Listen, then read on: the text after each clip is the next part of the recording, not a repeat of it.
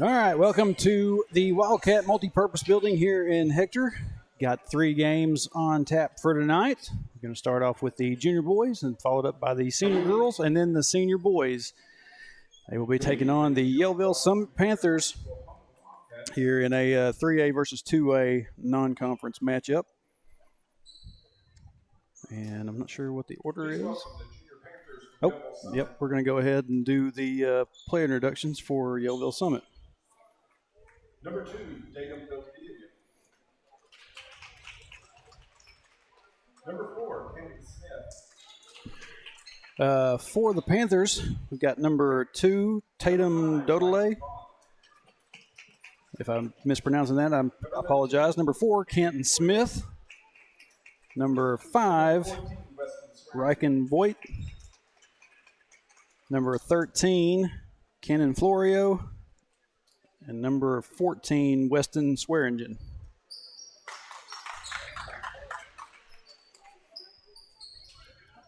And now for your junior Wildcats.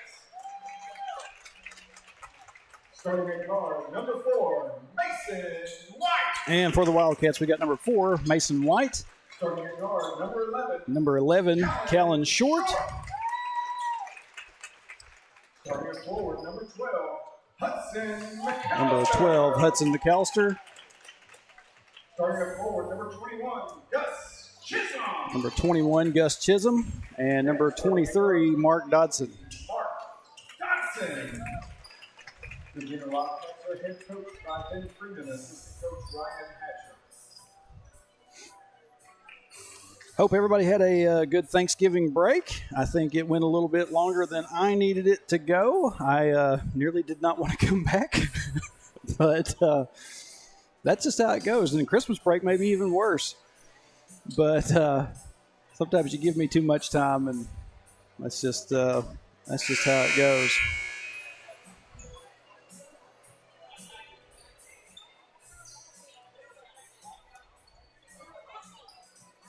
First of 2 nights of games this week. And we're about ready to go. McAllister will do the jump for the Wildcats. And jump tip goes to Hector, and we're off and running. White, sit over to McAllister. Now back to White. Dodson over to Chisholm. And we're going to have a whistle for a travel. It's be a turnover to the Panthers.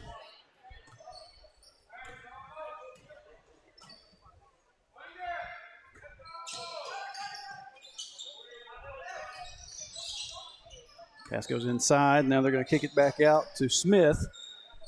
Now back up top to Voigt. Florio. Now they're just moving the ball around the perimeter. We're going to have a 3 on the way, and Yellville-Summit will be on the board first with 3. White going to push it inside, going to kick it out to Dodson. Dodson ties this game up with a 3. And another 3 by the Panthers. No good. But the ball is stripped away and shot no good. McAllister comes down with the rebound.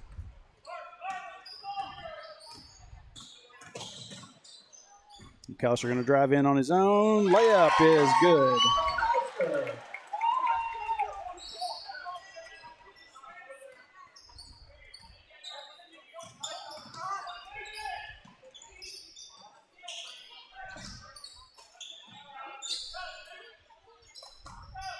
Swearingen gives it up. Shot no good. Swearingen there for the rebound. Tries to go up with it. Can't. Not quite strong enough. And we're going to have a little bit of a fuss for it down there underneath. Finally, McAllister is going to come away with it. And Short took some contact there as he was trying to go up, but no whistle.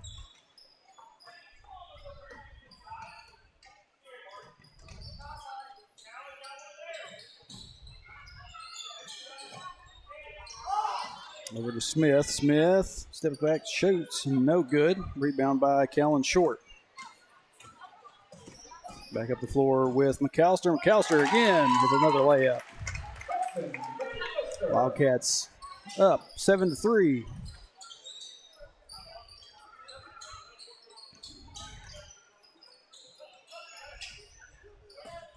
Three-point shot on the way. That was Smith, no good.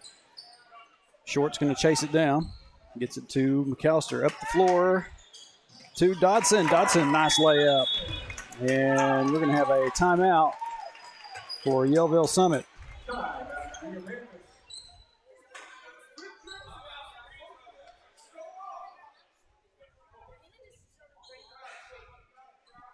Wildcats off to a 9-3 lead here early. 3-11 officially. I'm just a second off. Don't feel no need to change it.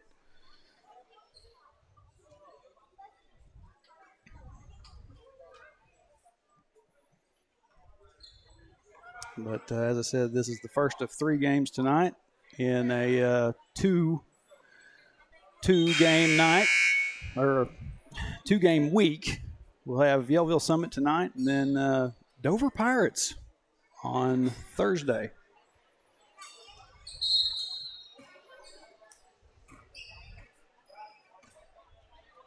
So back from that timeout, Yellville-Summit will have it.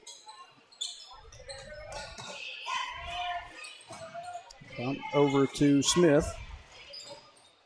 Now to Florio. Back to Florio. Florio drives inside, gets cut off. Gets it back out to Voigt.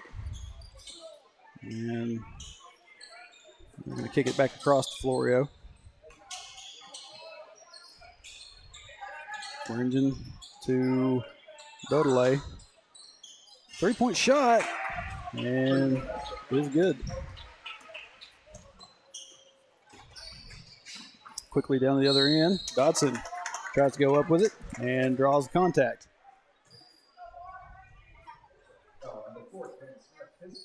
That foul will be on number 4, Canton Smith.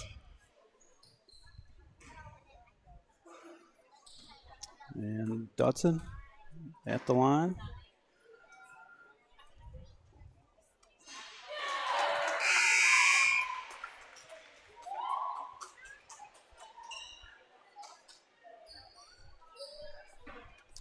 Dodson's first shot is good.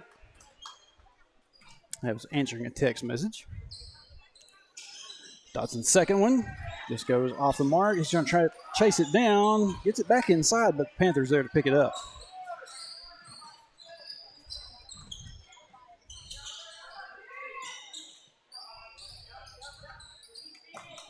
This is Dodele. Hits another 3.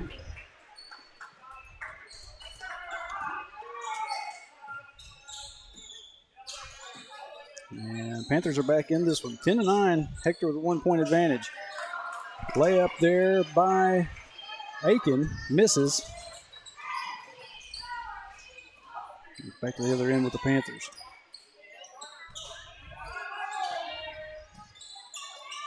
Going to have to stay on their guys down there. These Panthers are not afraid to shoot the 3.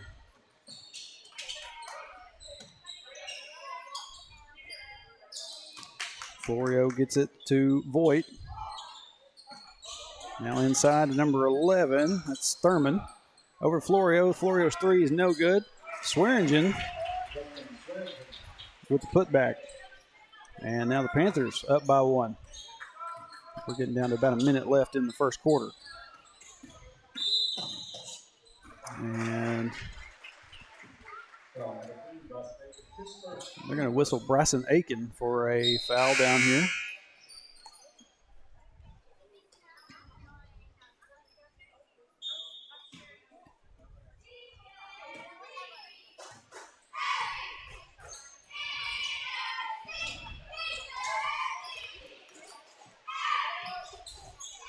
Pass goes inside to Swearingen. He kicks it back out to Dodele, and 3-point shot, no good. Wildcats can't get a hold of the rebound. Swearingen, put back attempt, no good. And we're still fighting for it down there. He's going to throw up another one and finally gets that one to drop.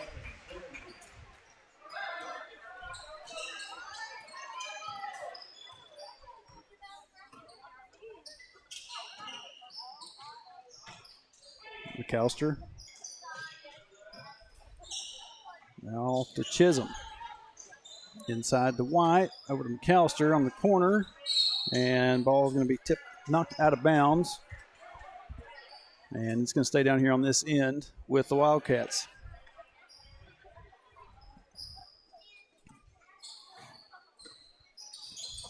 Dotson gets it in to White, down to 20 seconds.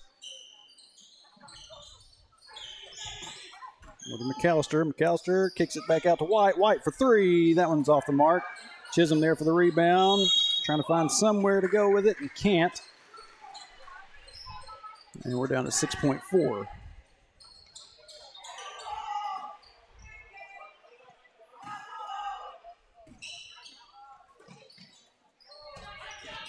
And Swearingen going to try to drive in, gets the shot up before the buzzer, and it's no good.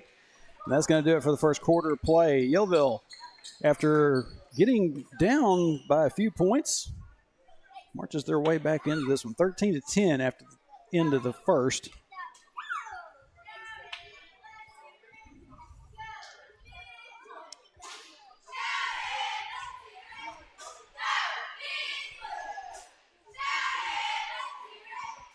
So not bad play by either team. Yellville just managed to get a three-point shot or two in more than the Wildcats have. They've got themselves back into this one with the lead, as I said. And, yeah, Winston, if you're out there listening, wherever you're at, yeah, I do have an open mic. Like I said, I answered your message back. If you want to come on up and find me.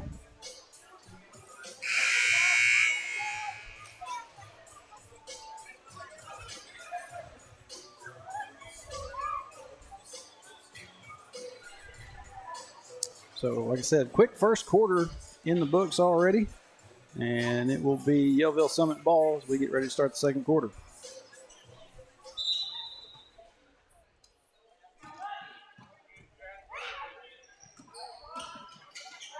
Drive inside and steps. Be a turnover to the Wildcats.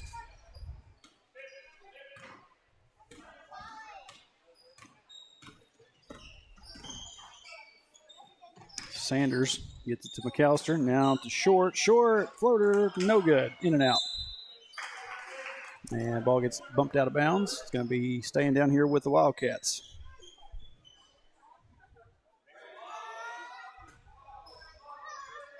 Lob pass inside, finds McAllister. McAllister goes up, off the glass and in.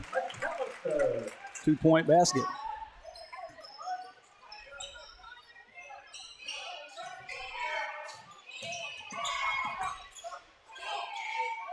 Smith to Voigt, back to Smith now. Voigt looks inside, finds Swearingen. He's going to give it up. And that was Dodele, and that's how I'm going to pronounce it. I don't know if that's correct. But let me get those points up there on the board. 15-12. And Wildcats throw it away down there on this other end. If there's anybody from Yellville-Summit that's listening and can give me a correct pronunciation for that name, I'll try not to keep butchering it. Well, Sanders nearly got a steal, but White's going to come up with it. White back to the other end. White's going to be fouled. Sanders had knocked it away. White was there to get a hold of it, and as White went to go up, got some contact. So White will be at the line to shoot two.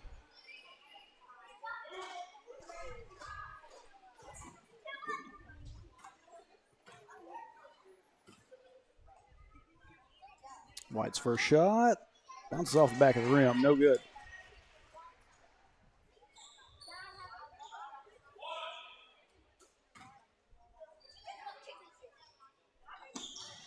Second one goes off the mark as well. Going to be retrieved by the Panthers.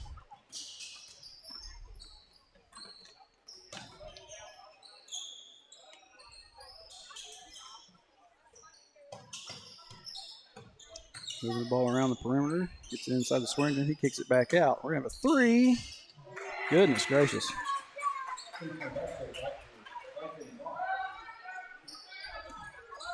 Reckon Voigt, however that one's pronounced. Voight. I say that's Voigt, but Wildcat pass gets out of control, goes out of bounds, and we're going to have a timeout by the Wildcats.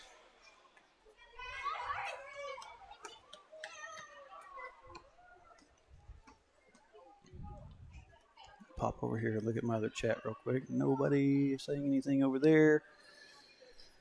So, good chance that there's a good group of Yellville-Summit fans that are coming down, trying to get here. And like I said, we do, when you start these games at 4:30, that lets people not off work yet. And so not a whole lot of fans here. Over on either side of the floor. The Wildcats do have a good deal more, though, here at the moment. Back from that timeout, it'll be Yellville-Summit ball. You get the pass in. The inbound. Up the floor, Swearingen kicks it over the corner. No good. 3-point shot. They get the rebound, go back up with it. And 2-point basket is good.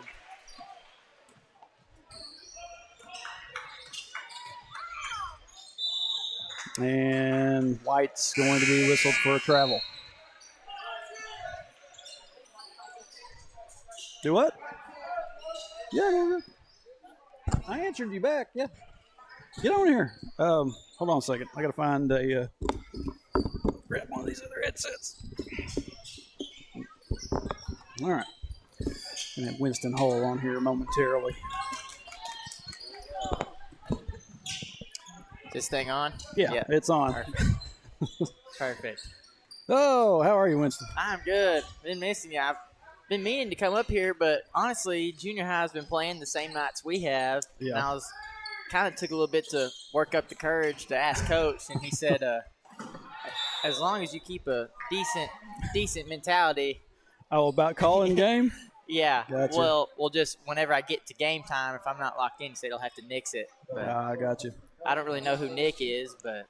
Well, I tell you what, it doesn't seem like y'all have had any problem so far with not being focused and locked in. Not too much anyway. Right. Rosebud did get a little bit close there for a little while. But. And he told us in the locker room, too, at halftime, he's like, they're going to be able to shoot it at home. And we just didn't think we were worried about the wrong guys. Yeah. Who we got here? Yeah. Yep. Perfect. You got a couple of rosters there. Ooh.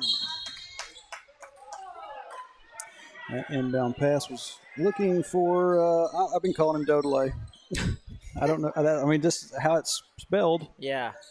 I kind of was one. When you said that, I kind of thought it would just be Dudley, and I was like, come on now, Trey. And then I look down there, and it makes a little bit. Wow. Makes a little more sense. Another 3-point basket. Mason White attacking the defense hard, finding a gap, and just off the back iron.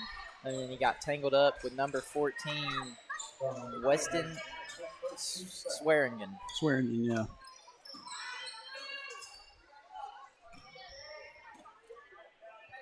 Man, one thing I've noticed with these other, with our opponents as far as junior high boys go is, man, we just look like boys amongst men out there, The size difference is, kind of a. I mean, and I've been criticized for talking about kids being small, so I'm not going to go there. Well, I can.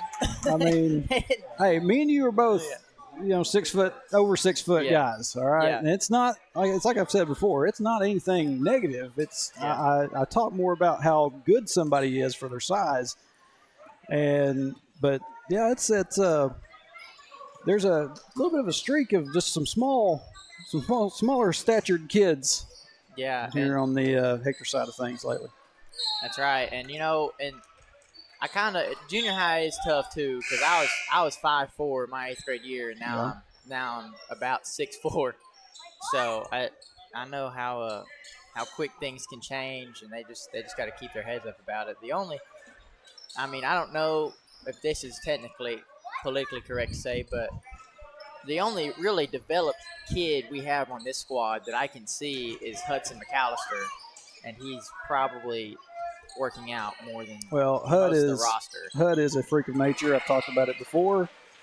He, if you've ever seen any of the videos online, him doing box jumps and training for baseball, and back when he was doing the stuff for football, he was just, very much more developed.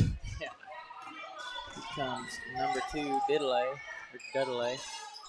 Pull-up jumper, no good. Rebounded by Swearigan. Kicked out to... I believe that's Florio. Got to Florio. They move the ball around quick. Yes, I've been having to...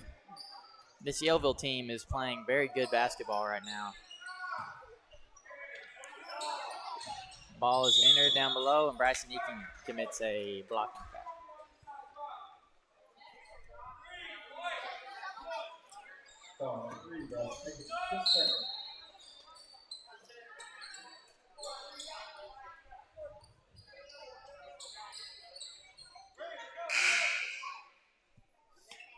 So, okay. Oh, sweet. They are actually running the scoreboard where you can see who all has how many points. It's very helpful. Yeah, so, they got that back up and running. So Hood has 6 and 23. That is Mark Dotson. Okay, so Mark has showed up a little bit this game. That's good. And here comes Callan. I bet he'll get on there right now. Yes. There you go. Good transition bucket by Callan Short. Good find by Gus Chisholm. He the man.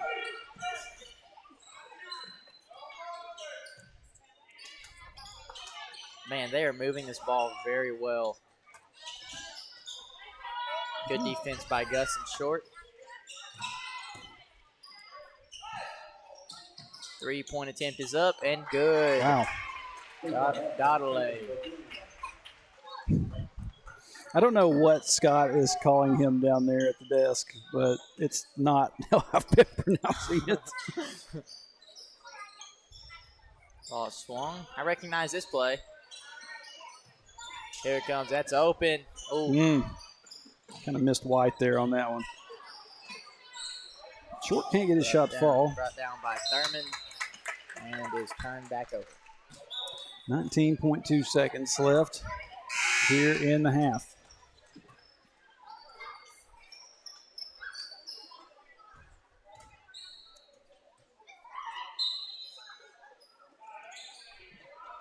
Here we go. Good pass. Oh man. No good by Gus Chisholm. Good find by Hudson McAllister. That's good defense by there, running 2 back off the line. Way to use your head. And we end up with the stop. And our Wildcats are down by 15 going into the first half. So, boys started out a little bit more aggressive. Seemed like in the first quarter they got an early lead, and then Yellville mounted an attack, and now, like Winston said, hold a 15-point lead as we hit the halftime mark. And we got the junior high cheerleaders making their way out the middle of the floor as the senior high girls get ready to come out and do some warm-ups.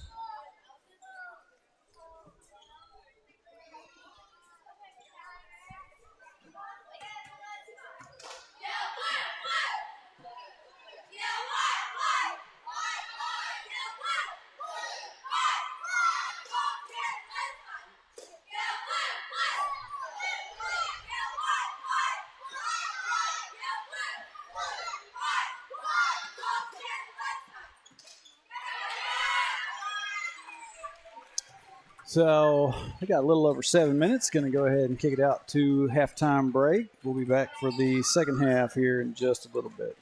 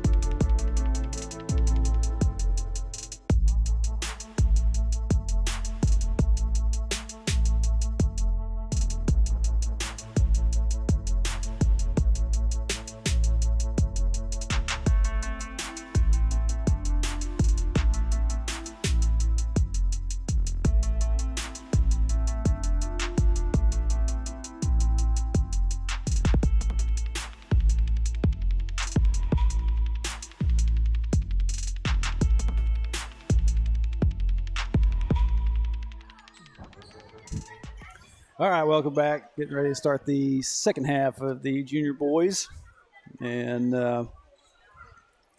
we was talking about a little bit, Winston, the y'all's group is off to a pretty hot start. Been selected by some entities that will remain nameless as team of the week. And, Yes. Yes. This and that. Y'all are doing really well so far. I'm proud of it, and it's very rare that you have a group like y'all that didn't necessarily need the football boys to show up for anything to make an impact. Right. But they help for sure. Oh yeah. I was thinking about that. We won't really talk about said entities, but even other teams' coaches, asked Coach Freeman, what our weakness was, and everybody knows what. I mean, obviously we all know what our weaknesses are, but I'm not going to express them due to anybody else listening. But it's kind of just laid down that night and kind of thought about it. It's just like we have 8 dudes on our squad that can hang 15 on you on any given night. Oh, yeah. And I was looking at our Gus drove inside. And Mark Dotson is down right around the 28-foot mark.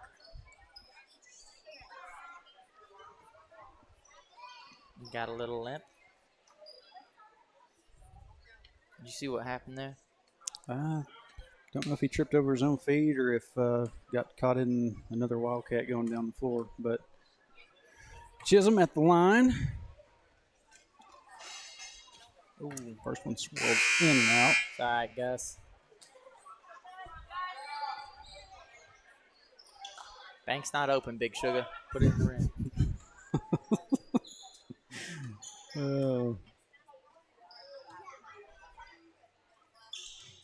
There you go.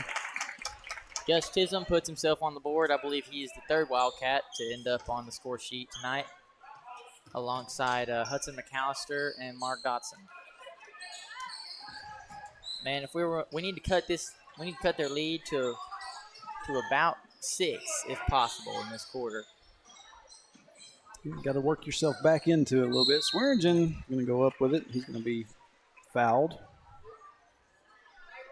But anyways, we were talking about earlier. I was looking at our score sheet, and game 1, I had 21. Caden Story had 17, and I believe Stanek had 11, and Keeling, Tater probably had 6 or 8, and Keeling had 4. Yeah. And then against Paris, Caden turned around. He had 26. I had 12.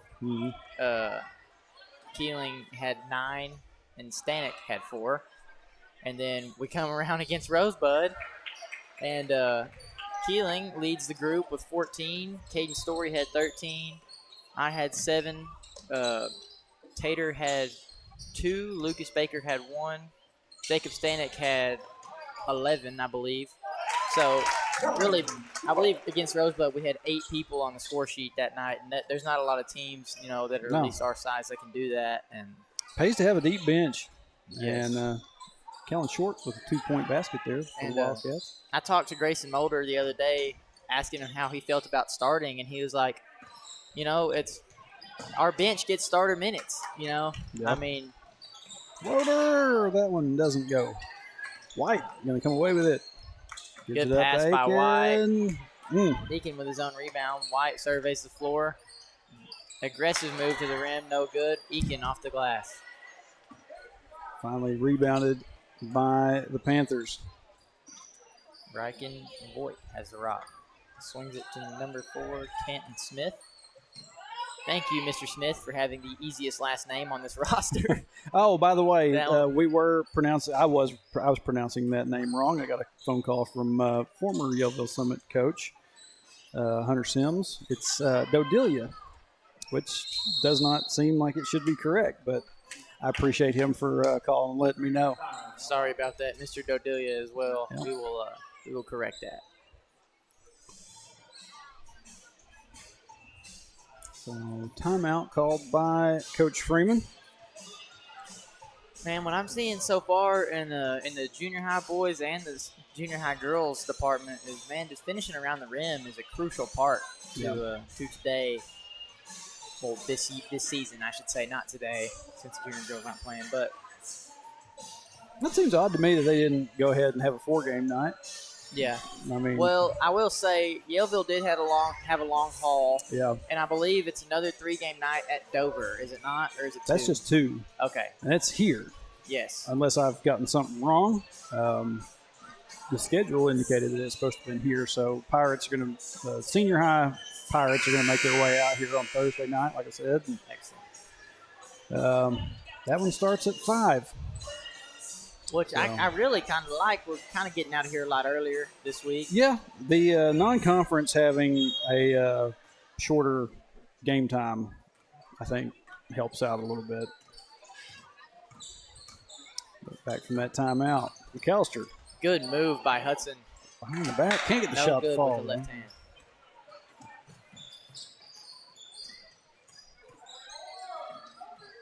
Voigt swings it to number 13. Florio to Smith, back to Voigt, to Dodelia, correct? Dodelia. That's the way it was told to me. Dodelia, one dribble scoop. Good seal. Tries to find him in the high post, and we've got a foul from behind by Bryson Eakin. He's kind of stacking them up, Trey. How many does he have? It's 3rd, yeah. Number 3 for him.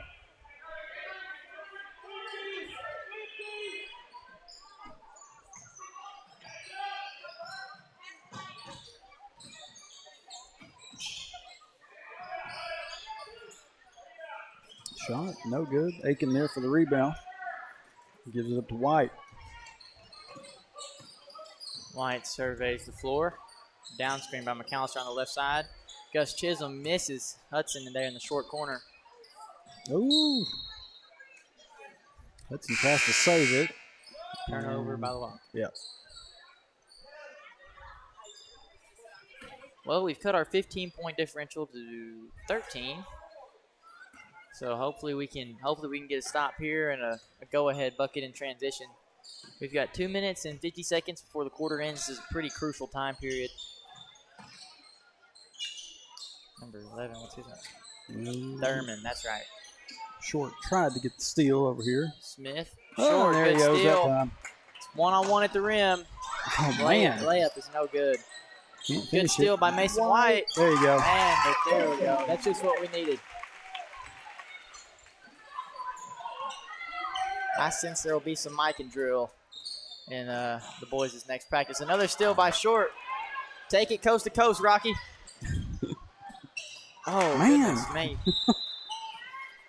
Layup is no good, and a foul by – okay, so we got away with Mason picking up that foul. Oh, no. That's another foul on Aiken. They gave it to Bryson instead.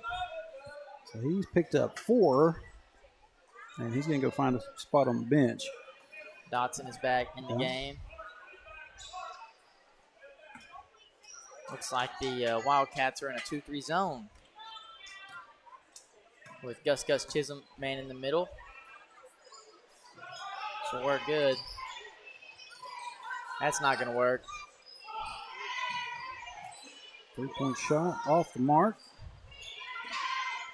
Dodelia swings it to Smith. And a travel by Smith. Wildcat ball. Man, that's gonna be important though. You can't let Dodelia seep down into the elbow and mid post region just unguarded. He's made lots of plays tonight.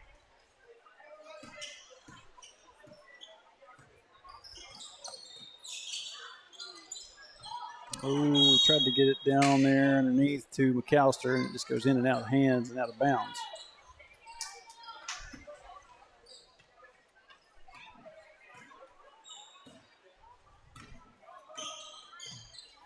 Thurman with the ball, swings it to Voigt. Voigt to Dodelia. Back to Voigt. Dodelia with the jumper, and it's good. Leaving him too open. Might have to start keeping track on Dodelia. He's feeling hot. That's his 13th point of the night.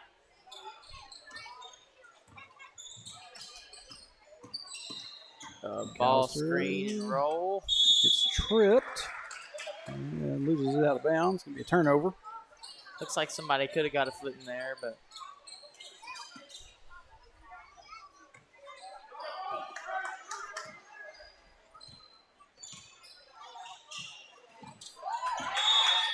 Callan Short is being very tenacious on the top of this 2-3 zone, trying to keep the ball alive. It's really hard for them to get any sort of flow whenever any turnover or stop is kind of not a live ball. Good steal by McAllister. Let's see if we can end the drought.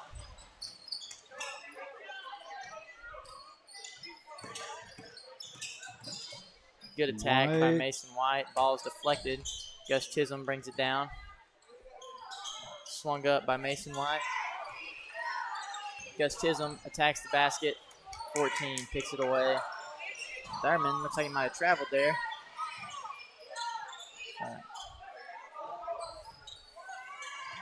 Ball swung to Swearingen. Down to Thurman. Thurman swings it to, that is Florio, correct? 13? Yes. Florio baseline drive is stopped. Dotson trying to go coast to coast and steps out of bounds. 0.2 seconds.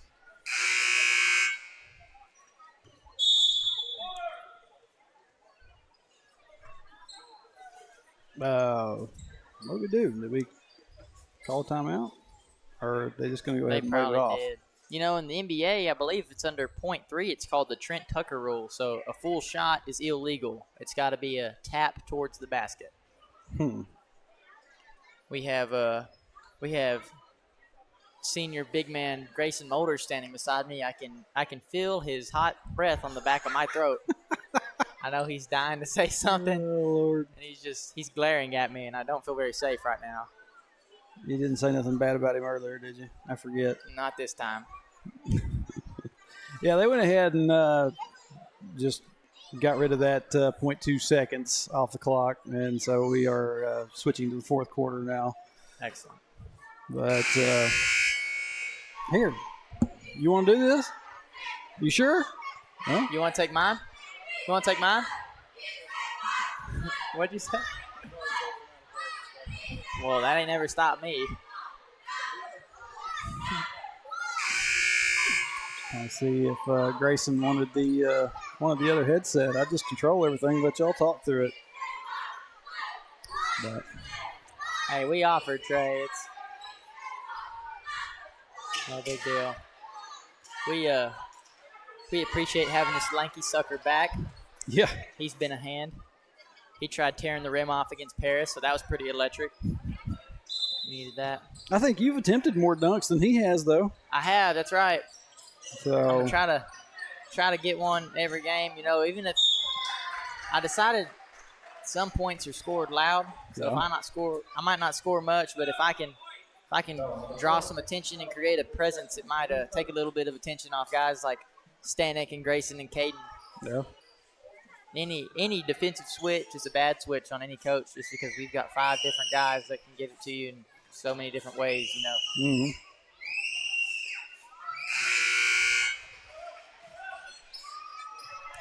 First free throw by Thurman is good. He'll have one more.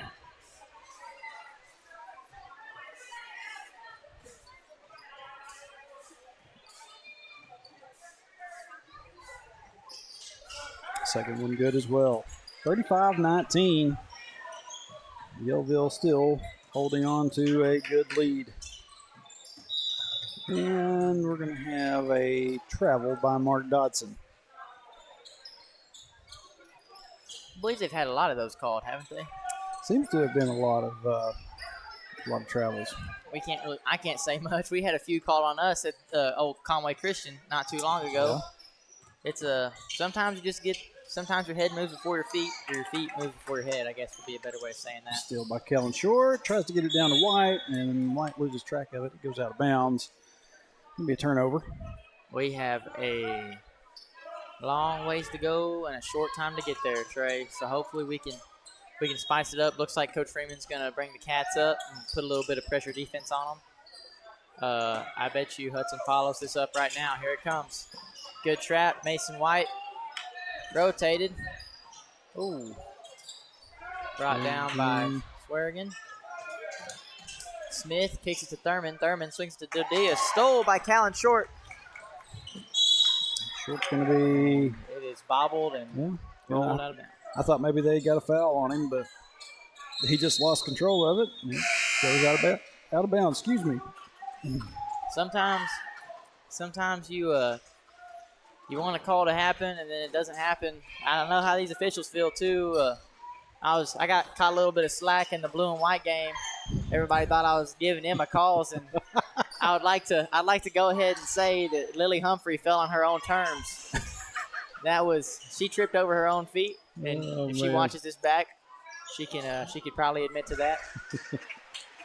2-point basket by Swearingen.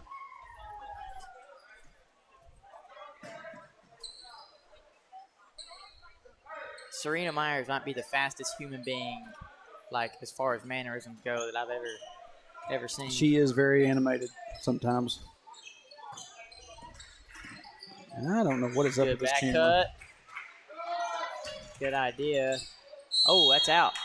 Nice. Okay, stays here. Kind of just jetted off into her locker room. That's what made me think of that. I was like, didn't realize we were in a huge rush, but that is a good play. There you go. A good bucket. Here we go. These boys are going to have to get up and guard. Wildcats trail by 16. Oh, give it to us. Yeah. That is a charge by number 13, Garrett Sanders. Oh. Hold up. Okay. Take a look at it. Well, Sanders was there, and he might not have been set.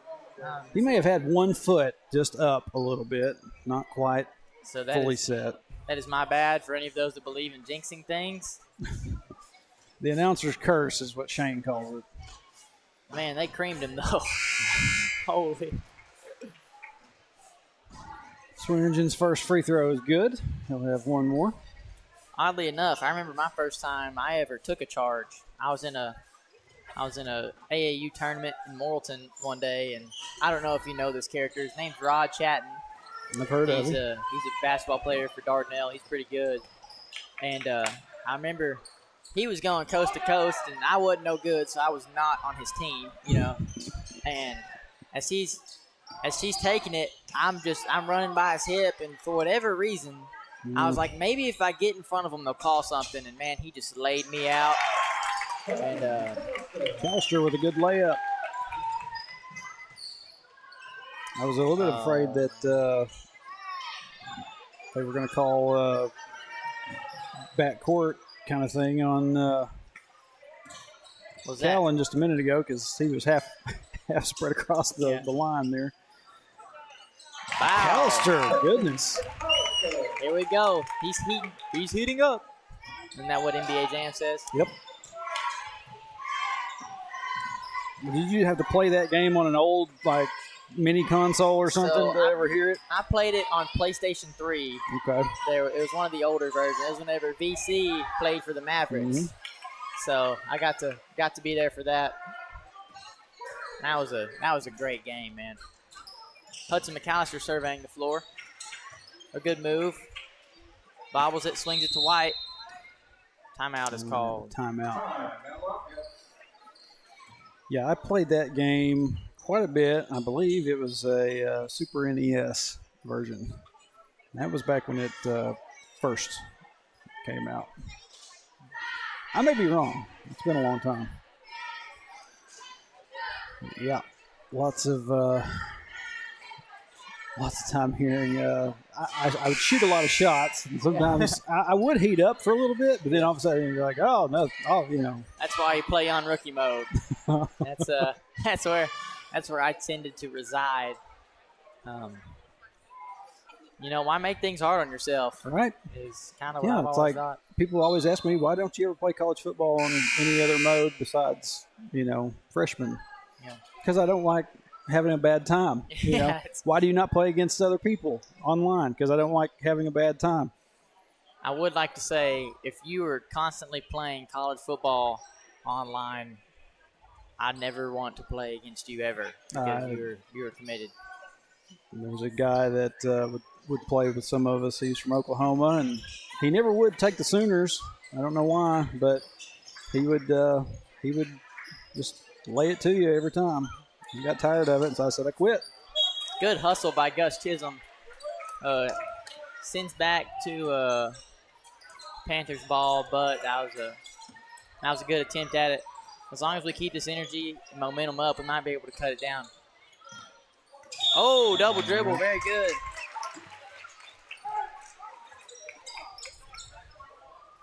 Wildcat ball.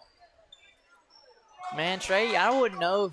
We would have this thing cut to probably 3 or 5 if it wasn't for the amount of layups we've missed in this game. Yep. There's several that Callan would probably like back. Another chance at.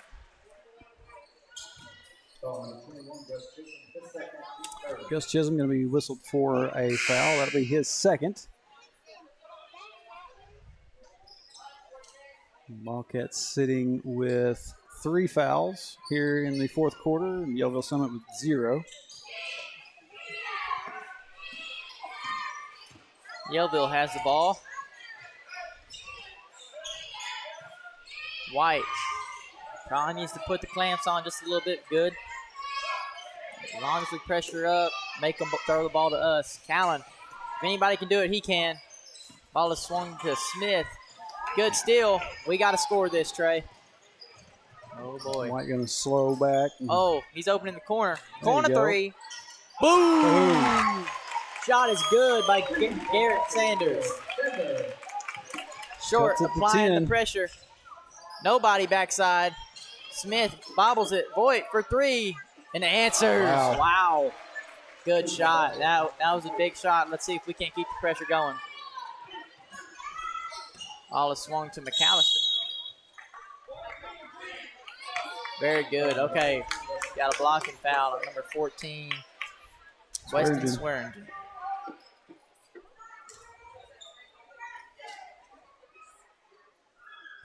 Sanders inbounding the ball. White has it. Swings it to McAllister. McAllister with the mid-range jumper. No good. Callan short. Chasing. Gets Crab behind Voigt. Man, Voigt can really handle the basketball. Gonna have to pressure that rock, though. Nobody's corner.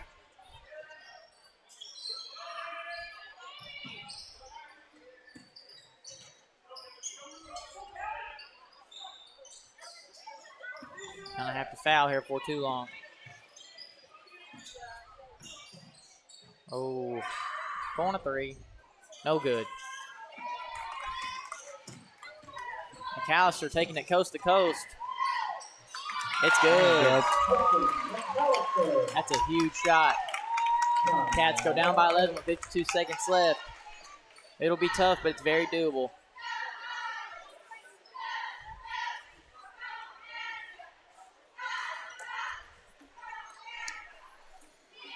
.5 left here in this one. And as Winston said, Wildcats cut it back to 11.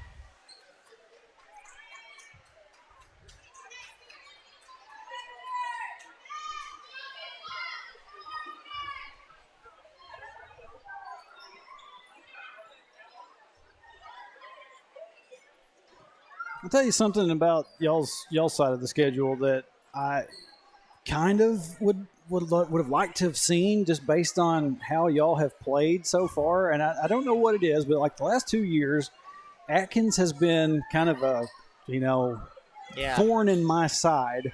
Yeah. And we had him up here the other night, but as for younger games, but I'd like to see y'all play that one more time.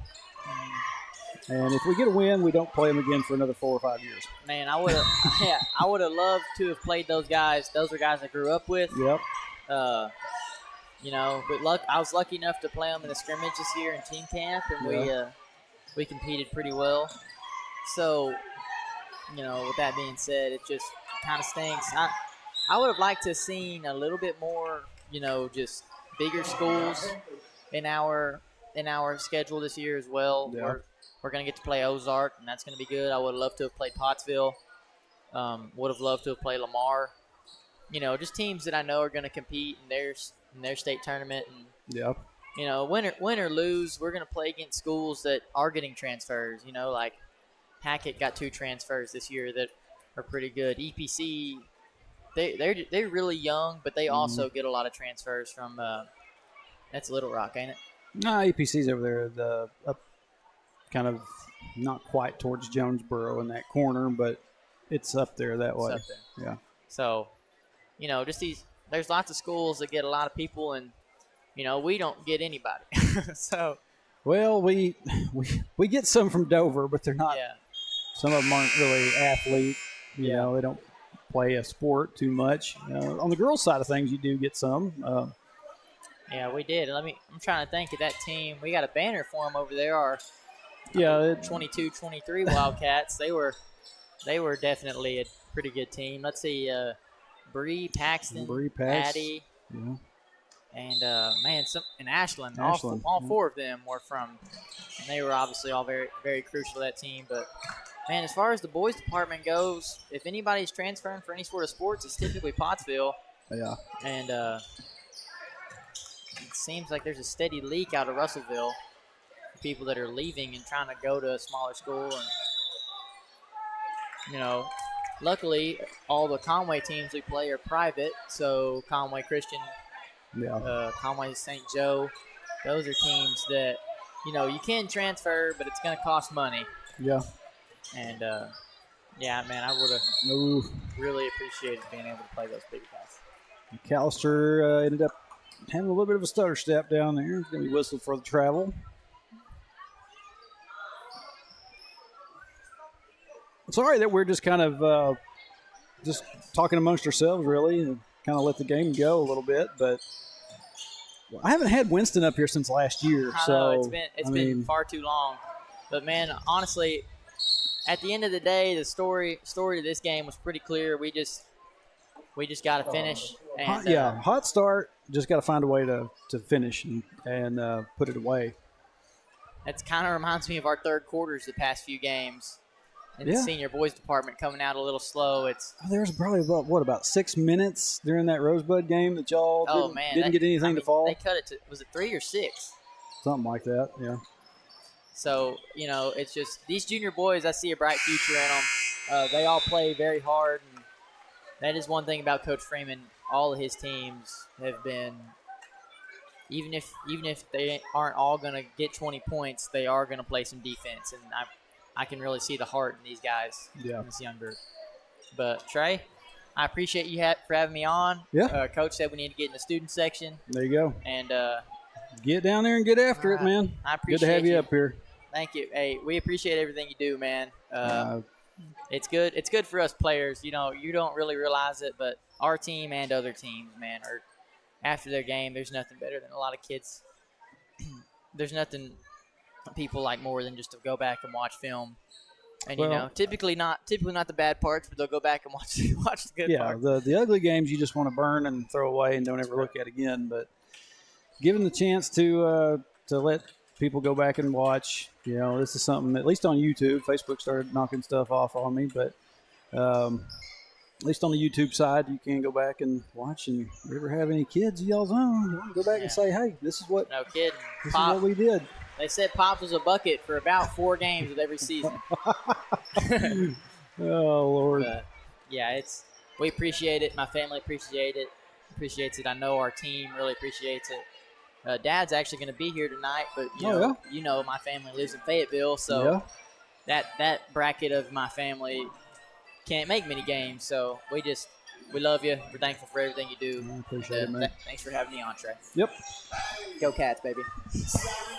Winston Hull, everybody. He is, we call him the little politician, but he is a good dude. Love him to death. Actually is my neighbor, so. Senior girls have made their way out on the floor. There's Lily Humphrey out here joining the rest of them. And we've got about 9.5 minutes until they get their game going. We're going to kick it out to a break. We'll be back with you I'll be back with you for the start of the senior girls game here in just a few minutes, right here on Cat TV.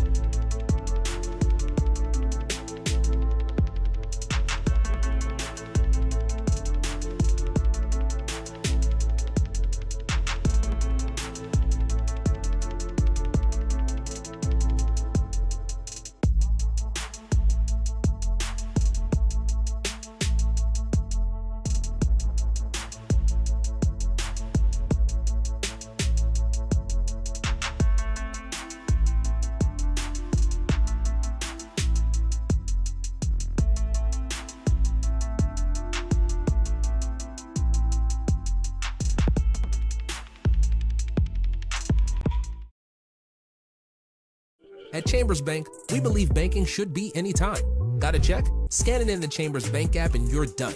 Because anytime banking should always be anytime.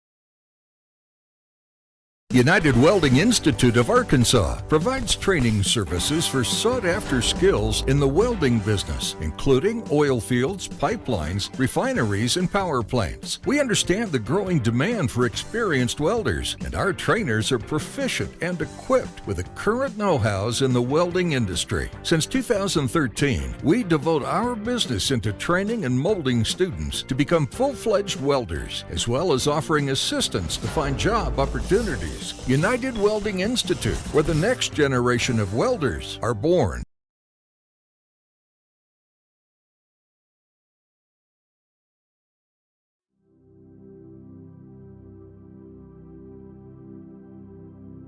You go nowhere by accident.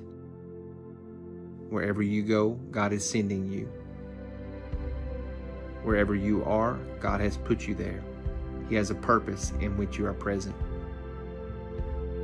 Christ who dwells in you has something He wants to do through you. You believe this and go in His grace, go in His love, and go in His power. You be the one.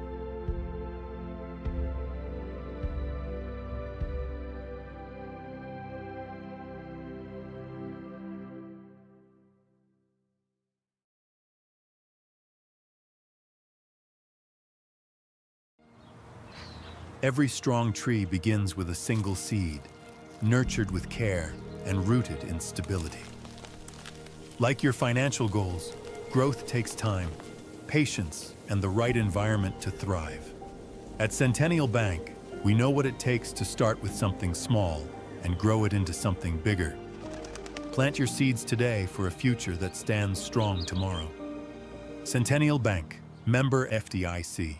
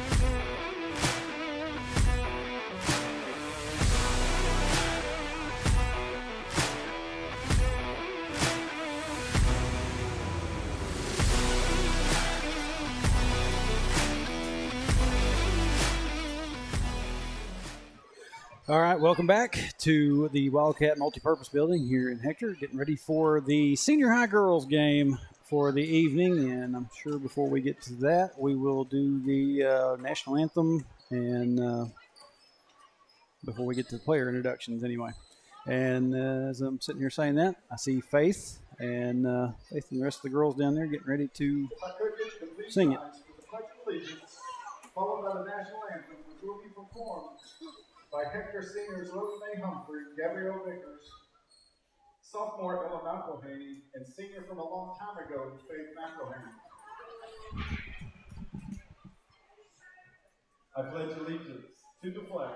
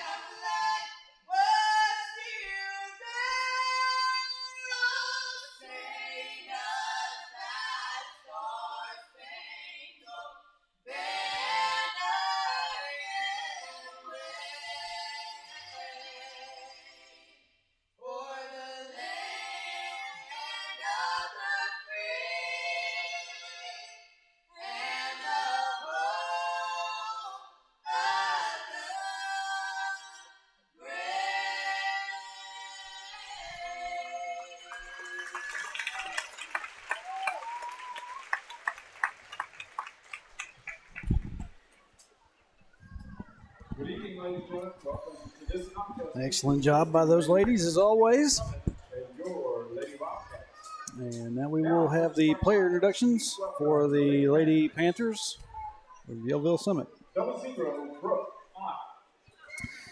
First up will be number 00, Brooke Ott. Number 2, Chloe Gates. Number 2, Chloe Gates. Number 3, Riley Spence. Number 3, Riley Spence. Number 12, 12, Dearmore. Grayson Dearmore. And number 13, True Layton. 13, True Layton.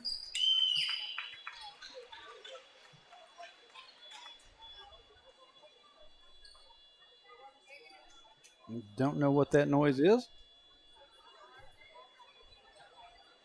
A fire alarm, possible? Or no, that's the heart zapper machine over there. I guess a kid must have opened that cabinet. And out go the lights. And now for your Lady Wildcat.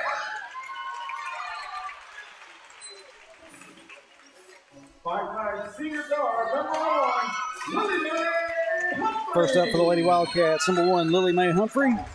Senior guard, number 3, Emma McConnell. Number 3, Emma McConnell. 5'8" junior forward, number 4, Mackenzie. Number 4, Mackenzie George. 5'10" junior post, number 11, Addison. Number 11, Addison Campbell. And the 5'4" junior guard, number 13, Lauren. And number 13, Lauren Taylor. Your Lady Wildcats are head coached by Calvin Stacy, assistant coach Ryan Hatcher. Camera get back in focus. It's the first game of the evening. If you're just joining us, the junior boys drop a tough one to Yellville-Summit. I believe by 11. And this is the second game of the evening.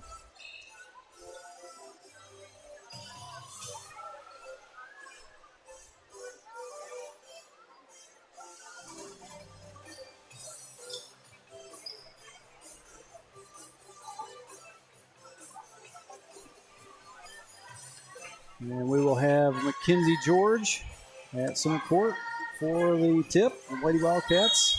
And tip goes to the Lady Wildcats, Emma McConnell. Humphrey Over to Taylor, back to Humphrey. McConnell looks inside, finds Campbell, now kicks it out to George, up top to McConnell. McConnell tries to get a pass away, and they're going to fight for it. Campbell going to chase it down. Going to get it back to Lily Mae Humphrey. Shot clock down to 10. 9. Shot no good. Ball goes out of bounds. It's going to be turned over to the Lady Panthers.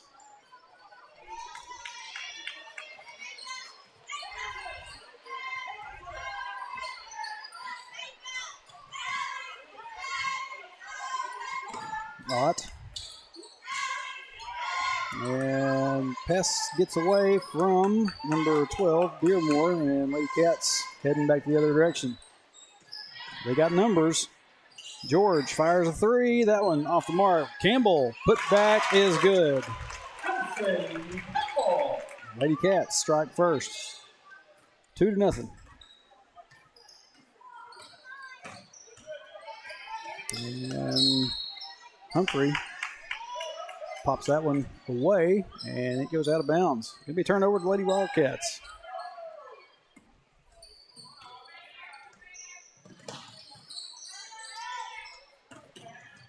Taylor going to be tied up there with, looks like number 3, Riley Spence. And we're going to have a jump ball. It's going to go back to the Lady Panthers.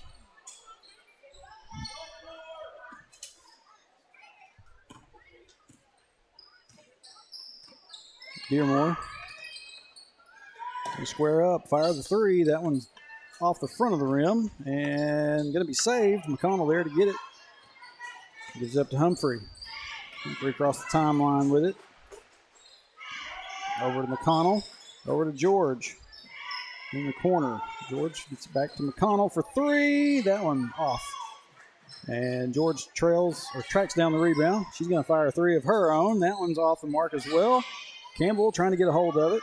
Finally going to come away with the Lady Panthers. This is Dearmore. Shot no good.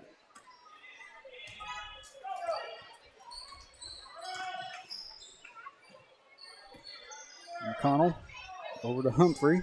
Inside to Campbell. Kicks it back out to Taylor. Taylor going to find Humphrey from the wing, and three-point shot is good. Lady Cats, 5-0 lead in about 5.5 minutes. And whistle for a travel.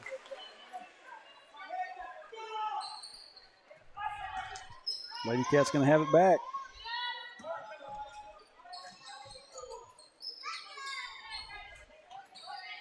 Lady Panthers wanting to show a little bit of pressure. George from the free throw line. Can't get that one to fall. Going to come down and be rebounded by Chloe Gates.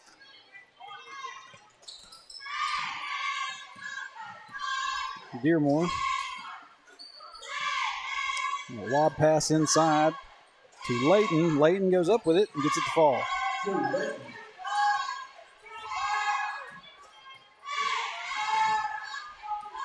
Lady Panthers on the board with two. George.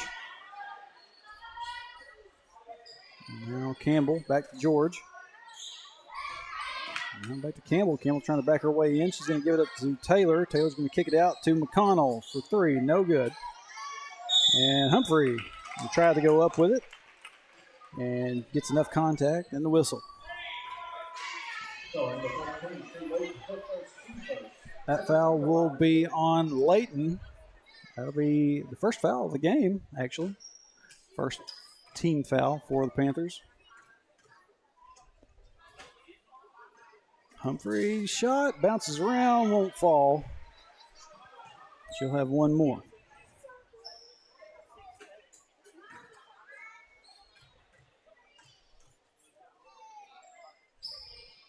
Second one goes.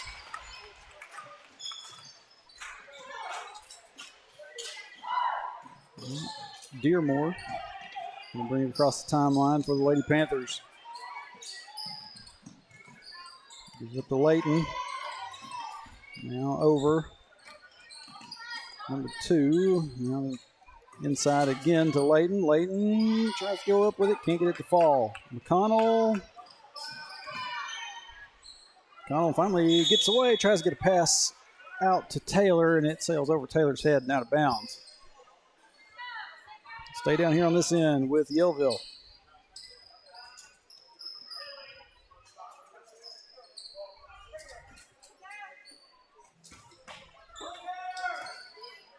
Inbound goes to Dearmore. Now finds Layton underneath. Ball gets blocked. Shot gets blocked, rather. Humphrey back to the other end. Tries to go up with it, and she's going to draw contact. Oh, actually, no. That's going to be a foul. It's not going to be a foul. It's going to be a travel. So no need for that replay there. Nothing but a walk happened.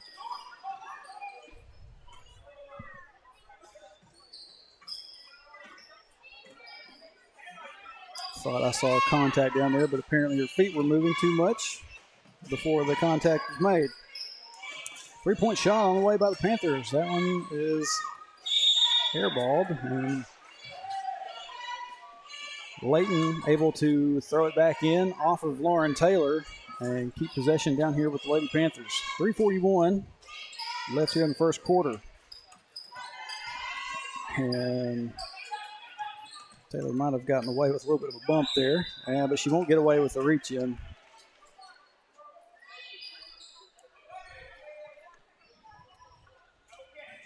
Actually, no. There's no foul there. She just knocked it away. Lob pass inside to Layton. Man, case to be made. There might have been some contact there, but no whistle. McConnell, 3-point shot, no good. Rebounded by the Panthers. And, man, lots of travel calls tonight. Another one, this time on the Lady Panthers. Wildcats will have it. Or Lady Cats, anyway.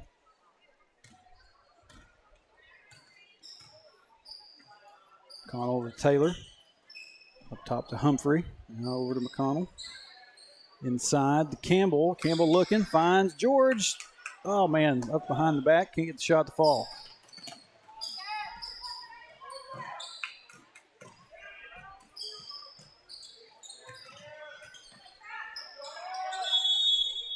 And another whistle for a travel.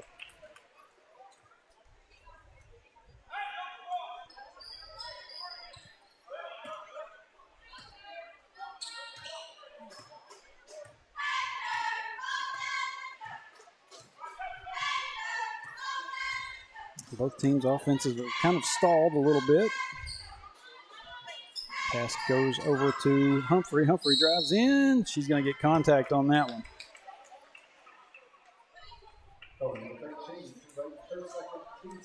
And that foul will be on number 13, True Layton. That's the second.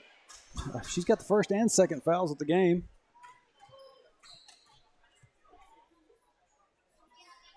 Humphrey's first shot is good.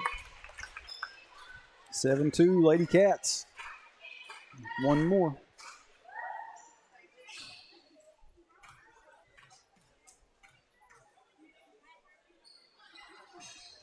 Second one off the mark, going to be rebounded by the Lady Panthers.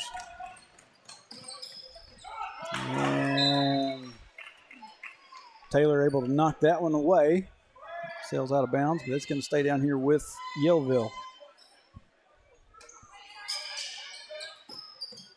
Inside to Layton, shot no good. It's going to be popped back out of bounds off the Lady Panthers.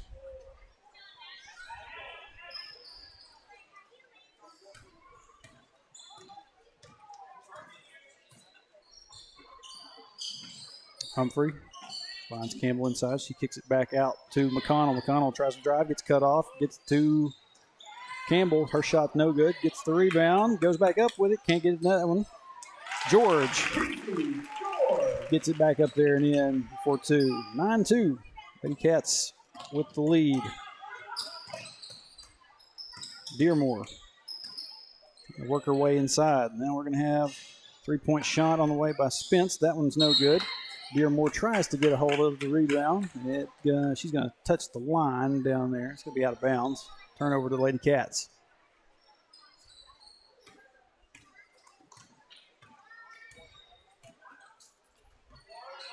McConnell to Taylor. Humphrey back to McConnell. Now George, corner three. That one swirls in and out.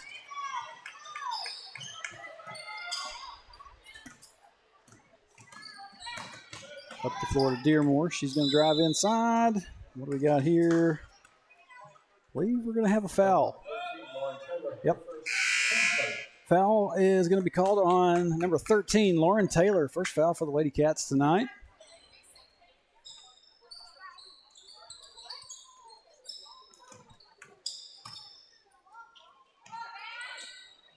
Layton three, no good. McConnell with the rebound. Can bring it back up the floor for the Lady Cats. Over to George. And that is Abby Dodson. Making her way into the game. Pass looking for Addison Campbell. Gets stolen away. And Dearmore will bring it back to the other end for the Lady Panthers. She's going to look inside, trying to find Layton, and we're going to have tied up for a jump ball. And possession's going to be with Lady Cats.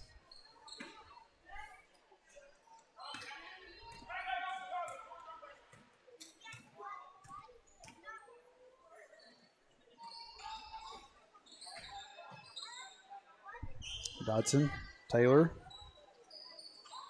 Trying to go inside to Campbell, and that one gets popped away by Layton. Layton going to go up with it and gets it to fall.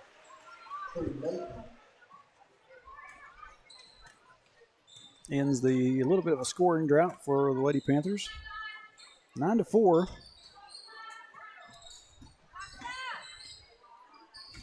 Taylor going to kick it back out to Dodson, and I think we're going to get 3 seconds in the lane. Seldom called. 3 seconds in the lane. 5 seconds. Layton, baseball pass down to the other end. Goes out of bounds. 1.9 seconds left. I'm not going to bother changing the clock. It'll, Lady Cat's going to let it roll. McConnell going to pick it up. Fires at the buzzer. That one's no good. And that will do it for the first quarter of play. Low scoring affair at this moment. 9-4. Lady Cats with the lead.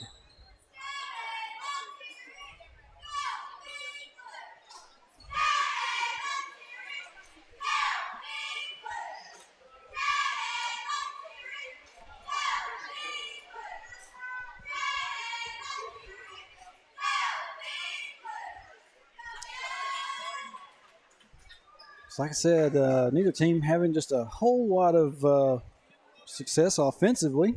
Lady Cats having a little bit better of a time than the Panthers right now, only leading by 5. And like me and Winston were talking about, sometimes it's a little bit. Lady Cats have a little bit of a slow start. Slow start syndrome, some of it. Just, I can't quite figure out what it is to this team, but season is still early. They'll get it going. But to start us off here in the second quarter, it's going to be Yellville-Summit with the ball. Inbound pass goes to Dearmore. Looks inside, finds Layton. Back to Dearmore. Dearmore is going to draw the foul.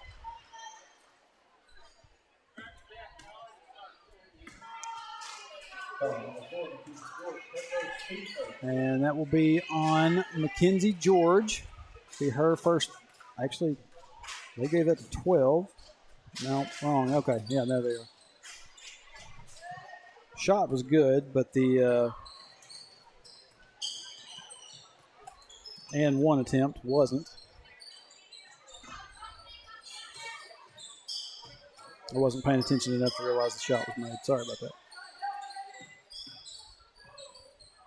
McConnell was looking inside trying to find Campbell, and it gets taken away by Layton. Layton going to take it all the way in herself. And We're going to have another foul down here. This one's going to be on Emma McConnell. We're down to 7:27.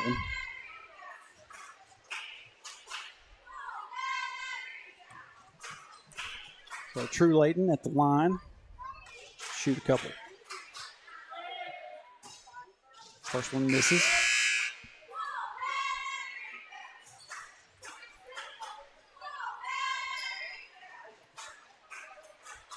Hardly, only like one foul for the Lady Cats in the first quarter, and we're barely a minute into this one. Not even quite a minute into it. And Lady Cats have 2. Second free throw is good.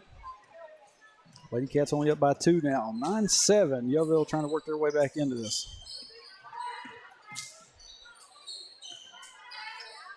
George over to Humphrey. Finds Taylor. Back out to Humphrey. Over to George on the wing. 3-point shot. Bounces off. No good. Humphrey comes back up with it. Humphrey going to drive inside. Shot misses. And True Layton there for the rebound. Layton takes it in all on her own and gets the layup to fall. We're all tied up at 9.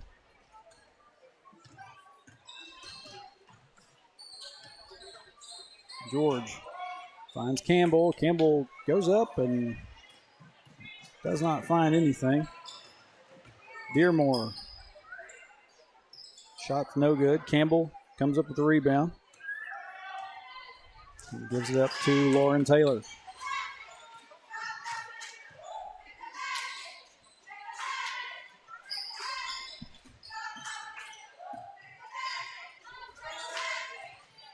Pass over to Lauren Taylor. She thought about the shot for a second. Going to get it inside to Humphrey. Humphrey from up underneath gets the shot to fall.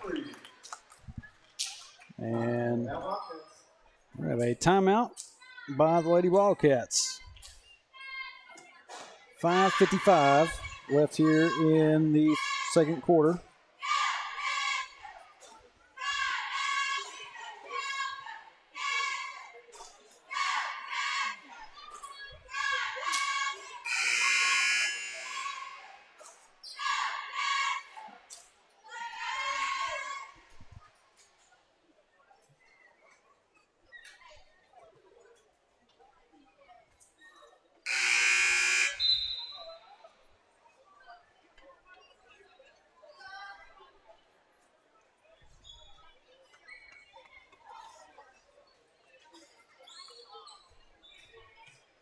And after that timeout, it will be Lady Panthers ball.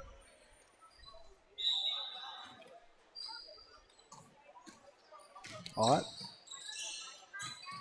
and Layton gonna help each other get it down to the other side of the floor. Now over in the corner. And I believe that was looking for Riley Spence. She loses control of it and it goes out of bounds. We turn over back to the Lady Cats.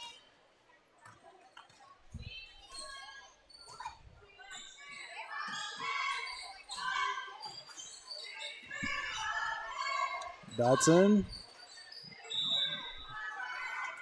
Pass was nearly wild and lost, but McConnell comes up with it and tries to go up and draws contact.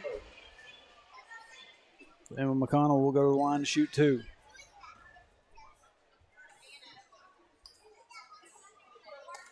McConnell's first shot is good.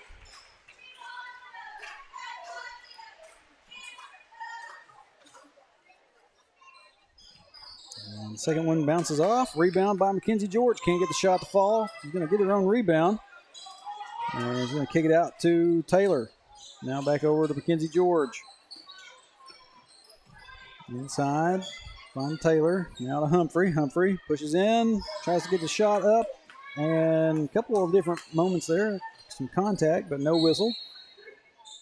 Ball gets knocked away out of bounds. Last touch by the Lady Cats.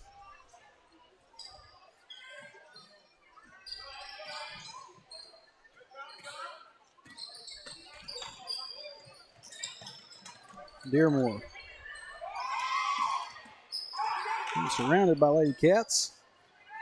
Loses it, and McConnell brings it back to the other end. McConnell over to Dodson. Dodson's going to fire a three. That one's going to find nothing.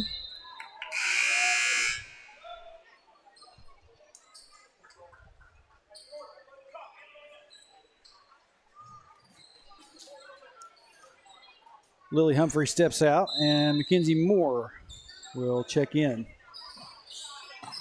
And we're going to have a steal by Mackenzie George. Gives it up to McConnell. McConnell, rainbow shot over the goal. George, put back attempt, no good. And McConnell knocks it away out of bounds.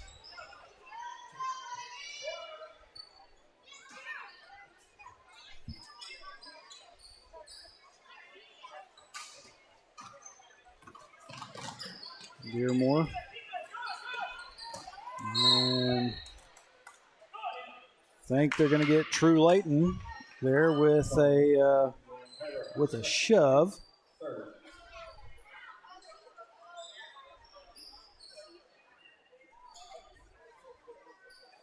I was about to say that Lady Cats are going to get the ball. I heard Scott calling for Lauren Taylor for the foul, but Lady Cats were going to hit it. Mackenzie George out of the corner, three-point shot, no good.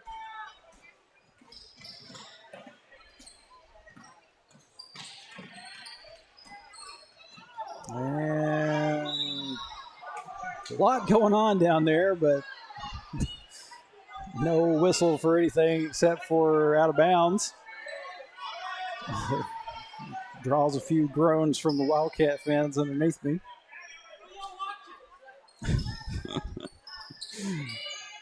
Was kind of an awkward moment there, but Dearmore gets the pass and goes up with it, gets the shot to fall. 12-11.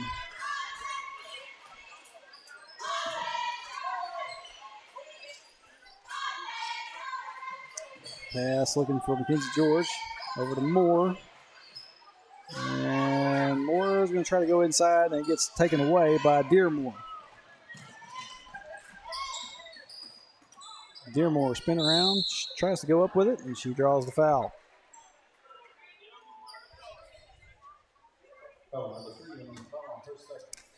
That foul will be charged to Emma McConnell, her second, team third. Wildcat sitting with 3, Yellville-Summit with 2.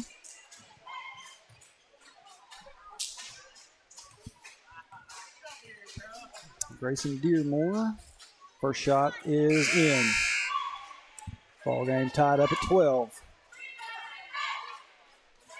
McConnell and Dodson going to come take a seat.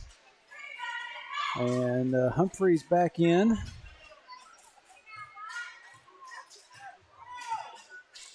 Don't really know that I saw who the other one was. Second shot for Dearmore misses.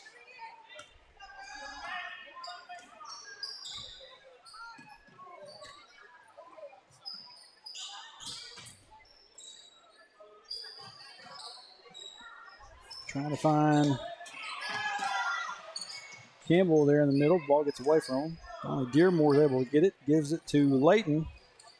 Up the floor to Ott. Shot no good. Rebounded by Mackenzie George.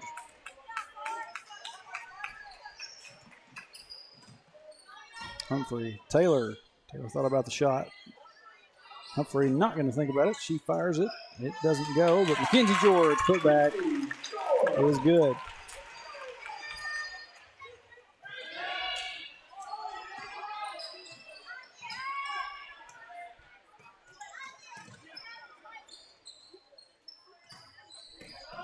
And this is Gates and Story.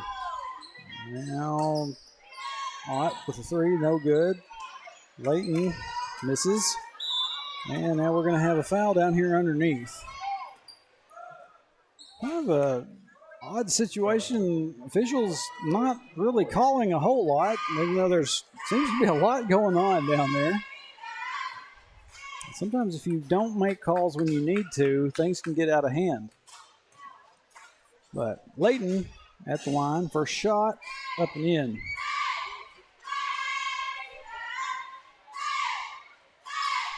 That last foul will be on number 13, Lauren Taylor. That's her third. And Layton sinks both. Ball game tied back up at 14.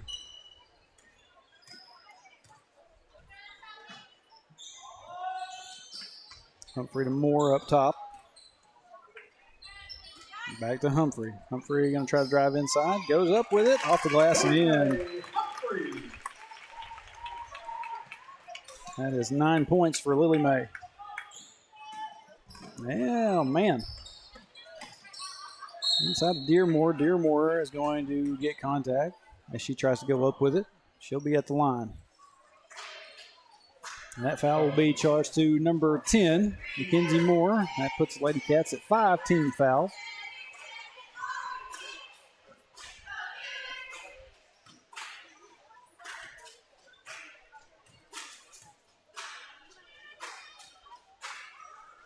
Dearmore's first shot is good.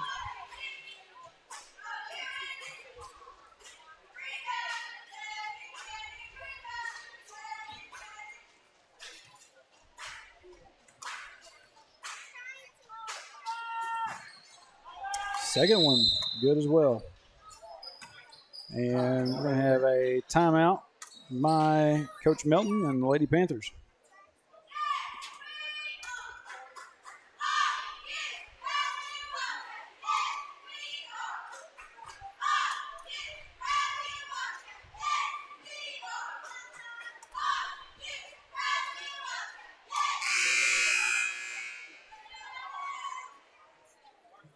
Every time I go to get the cheerleaders on the screen, they stop cheering.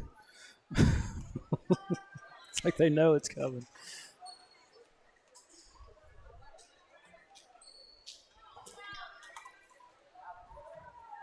It's like they just feel the camera looking at them, so they just say, "All right." It's kind of like the Toy Story toys; they just all just stop moving. Minute and 50 seconds left here in the first half. Lady Cats.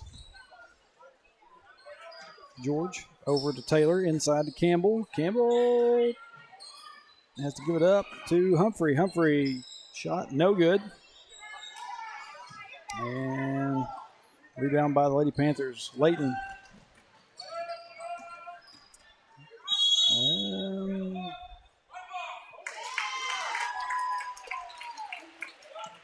I believe they're going to get Layton with a charge there.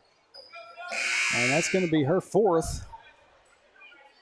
She will go take a seat. And number 3, Riley Spence, will come back in for the Lady Panthers. Not a very deep bench for Yellville-Summit. Any foul trouble, not going to be a very good night.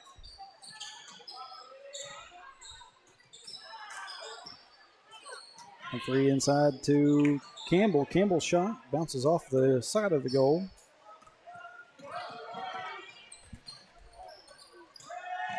Dearmore. And this is number 2. By Gates with the 3. Lady Panthers up by 3. 19-6, or 16, 19-16, excuse me.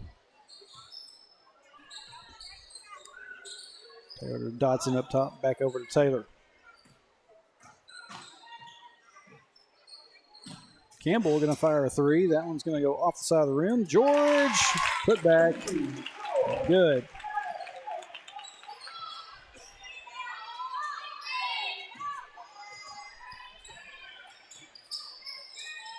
Dearmore tries to get a pass to Ott, and it sails out of bounds. It's going to be a turnover to Lady Cats.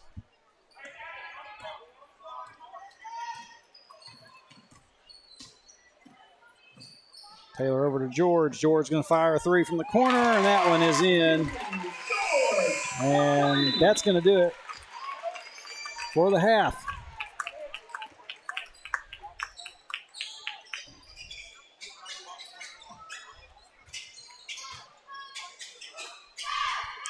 So at the end of the first half, Lady Cats went down by 3 for a moment, and they're going to go to the locker room up by 2, 21-19 on the Yellville Lady Panthers.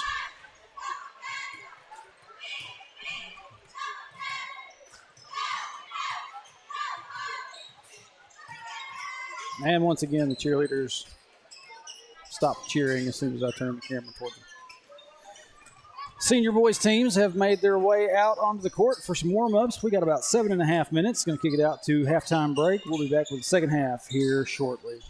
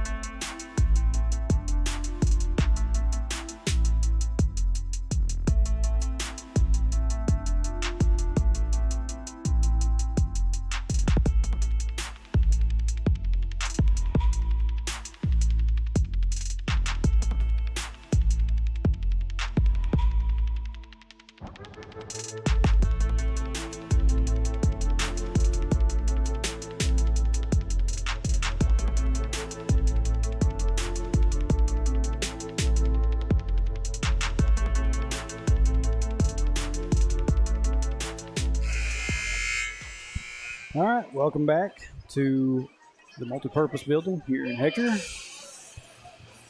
Getting ready for the second half, senior girls. And finished the first half on a good note with Mackenzie George 3-point shot. Put the Lady Wildcats up by 2 going into the half, 21-19.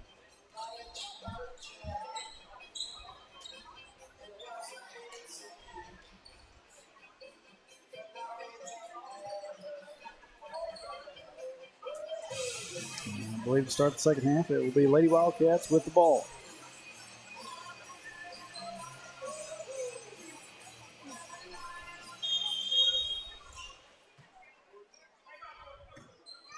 Second half underway. McConnell.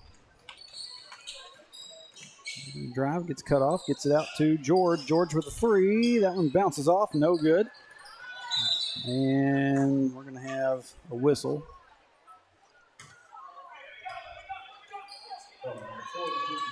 It's going to be a foul on Mackenzie George.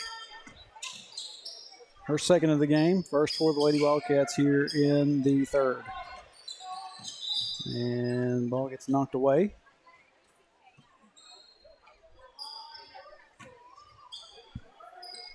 Lady Cats trying to make the whole task of bringing it across the timeline difficult for the Lady Panthers. And that time it's going to go off Dearmore's foot and out of bounds. Lady Cats are going to have it.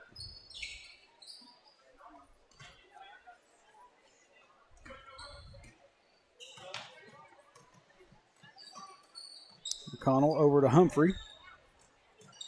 Looking inside, finds Campbell.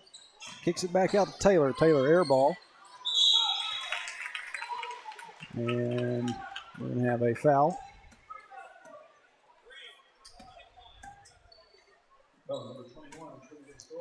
Going to be a foul on number 21, Trinity Story. That is her first of the game. And Mackenzie George at the line to shoot 2. First one, good.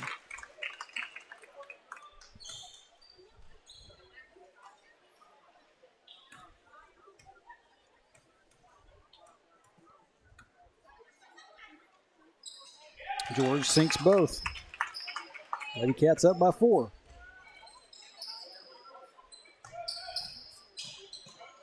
Inbound goes to Ott. Looking for some help, finds Dearmore. And they get it over the gates. They get across the timeline. Dearmore works her way inside, can't get the shot to fall. Gonna get her own rebound, tries to go up with it, and she's gonna draw contact.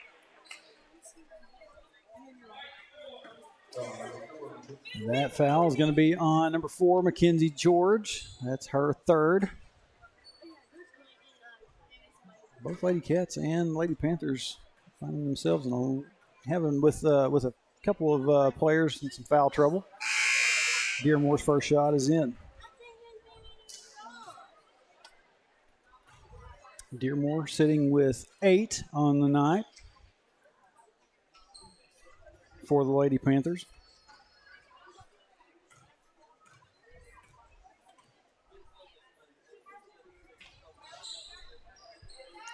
Second shot misses. Dotson there to get the rebound.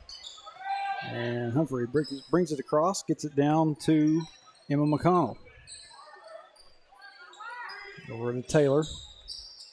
Now Dodson comes out of the corner with it, tries to find her way inside, gets it to Humphrey. Humphrey's shot just misses. And rebound to the Lady Panthers. Dearmore will go inside, goes up with it, and gets it to drop. Make that 10 for Dearmore. And we're going to have travel down here on this end. Some scoring for the Lady Cats. Right now, Mackenzie George sits with 11. Lily Mae Humphrey with 9. And Addison Campbell has 2. That's the only bit of scoring that we have on the board currently. And we're going to have another whistle for a foul, this time on Emma McConnell.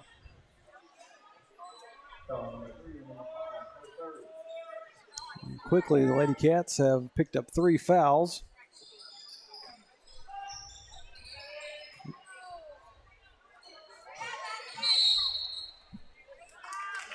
And Ott is going to lose the ball out of bounds. It'll be a turnover to Lady Cats.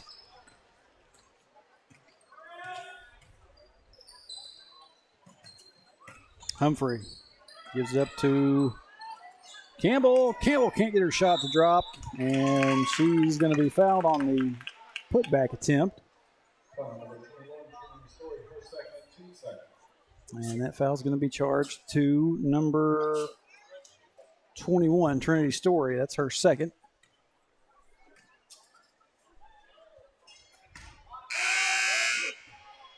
Campbell misses her first free throw. We're down to 6:05.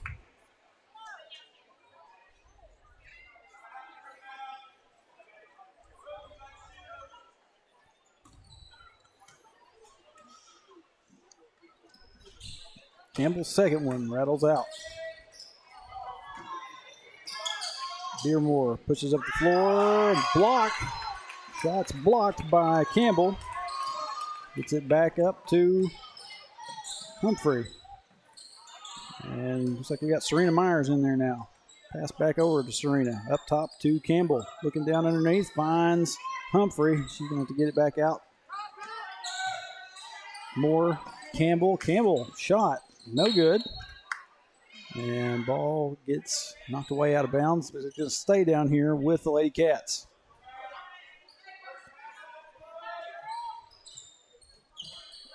Inbound pass goes to Campbell. Over to Humphrey. Humphrey for 3. Off the mark.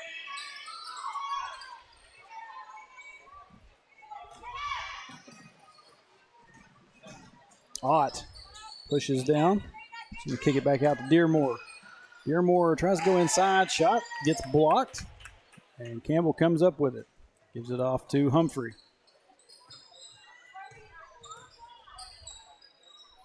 Over to Myers. Up top to Dodson. Now over to Humphrey again. Inside Campbell. Now Myers. Short jump shot. No good. And rebound by the Lady Panthers. Dearmore gets it across. Slows down a little bit. Gives it up to Gates. Inside to Dearmore. Shot off the glass in the end. And Lady Panthers back up by 1. 24-23. 4.5 left here in the third. Dotson to Myers.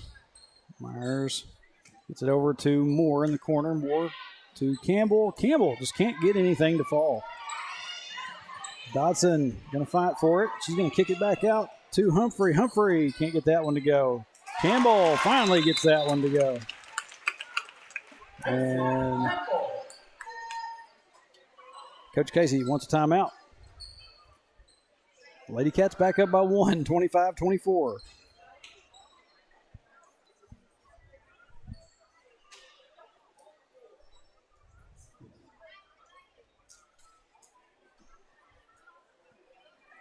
These teams just kind of trading blows back and forth. Nobody really just running off with it. Lady Cat's having a terrible time getting the shot to drop down underneath.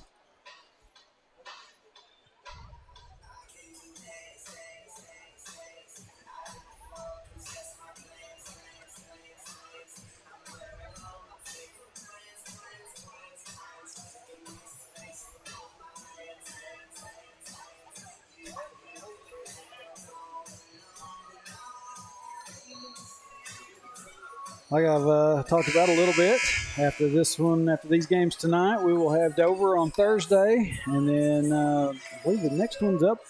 I think it said there on the halftime thing it's going to be 7th grade and junior highs playing Nemo Vista. I believe that's next Monday, the 8th.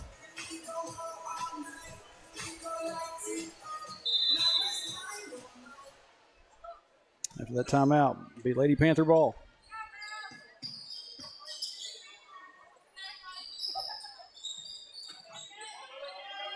Ott gets cut off. She's going to get the pass away. And Story is going to be whistled for a travel.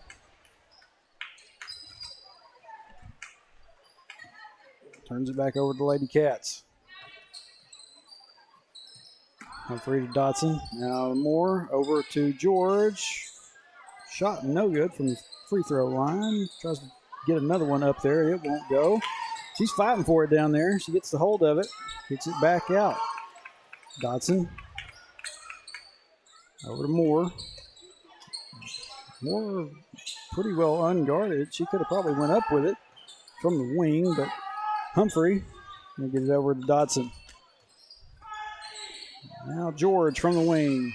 3-point shot, no good. Myers trying to fight for it. Now we're going to have a whistle for a foul on Mackenzie George.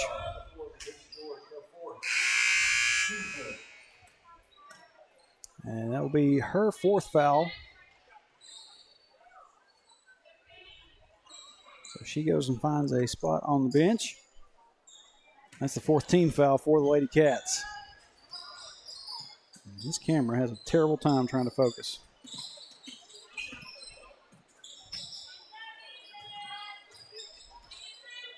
Dearmore, skip pass. 3-point shot by Gates. Puts the Lady Panthers up by 2. Humphrey over to Moore. Moore gets cut off, and she's going to take an extra step and be whistled for it. Looks like Myers and Moore are going to check out, and Campbell and I want to say Taylor will be checking back in.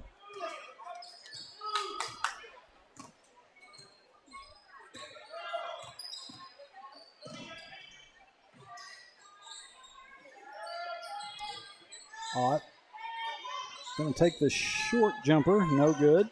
And Humphrey going to come up with a rebound. Bring it back to the other end. Taylor back over to Humphrey. Now looking inside, finds Campbell. Campbell can't get the angle on it. And now Taylor going to stick to Dearmore. Dearmore gets it across the timeline though. Now we're going to have a reach-in foul by, actually no, we're going to have a timeout. Thought that we were going to have a foul by McConnell, but it's going to be timeout, Lady Panthers.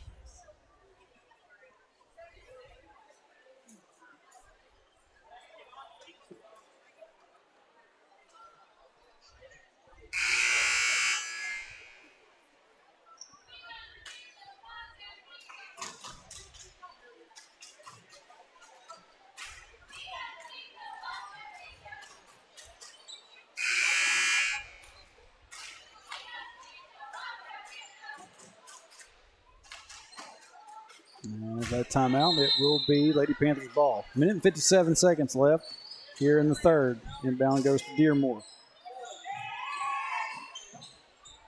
Now Ott.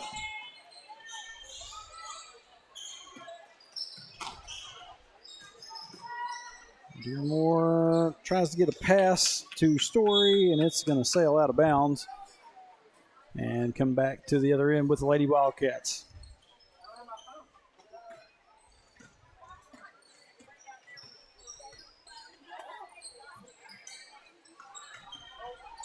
Look inside and find Campbell, and it gets taken away.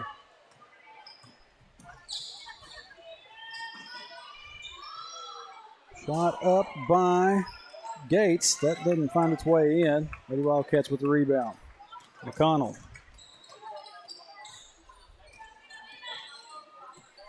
And it gets knocked away from McConnell. Heading back the other direction. Gates under some pressure. And I believe she stepped on the line out of bounds. The turnover back to the Lady Wildcats. We are under a minute left in the third. Humphrey to Taylor. Taylor tries to get a shot to go up. It will not find its way in. Campbell can't get hers to go either.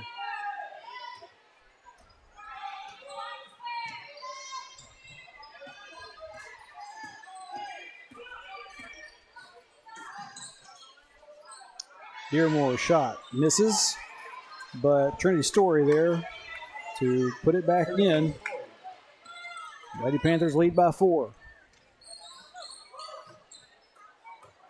And looking to go inside with it. And we're going to have a foul down here.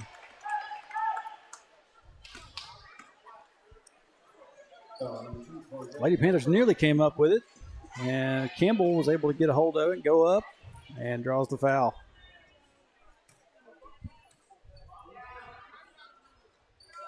Campbell's first shot is good.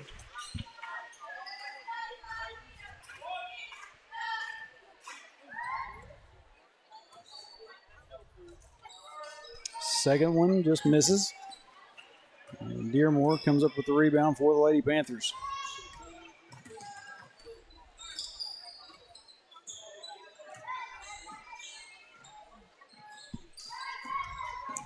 Dearmore gets it to Gibson. And that's going to do it for the third quarter. So a couple of well-timed shots by the Lady Panthers has them up by 3 as we end the third and get ready for the fourth. 29-26, your score. And one more quarter to go. After that, we will be getting ready for the senior boys.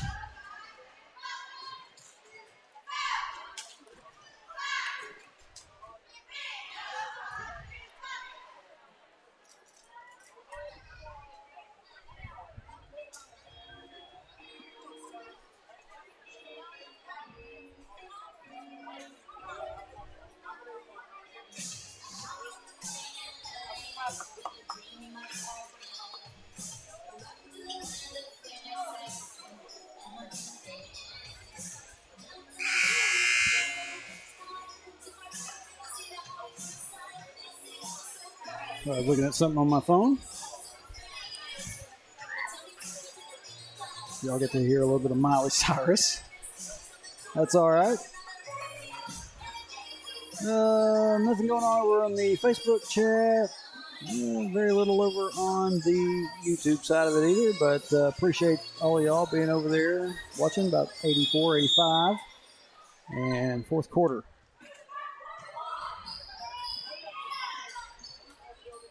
Way quick shot by the Lady Panthers, doesn't find its way in. Lady Cats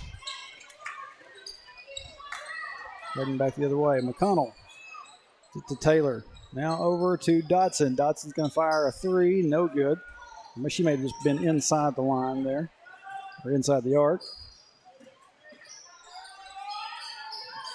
And we're going to have a 3 on this end. It doesn't find its way. Taylor with the rebound.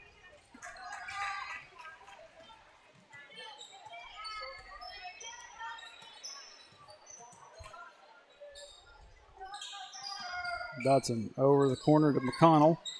McConnell works her way in, can't get the shot to fall. It's going to be knocked out of bounds by the Lady Panthers.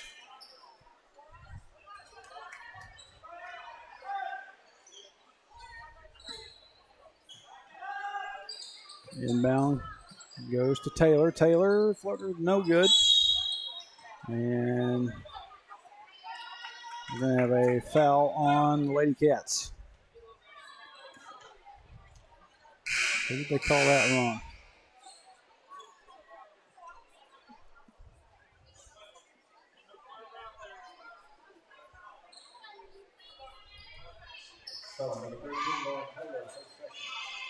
That'll be charged to Lauren Taylor, her second foul.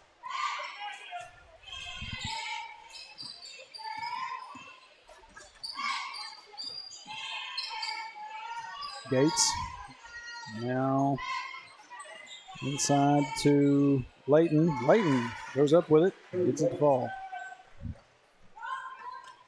Lady Panthers up by 5.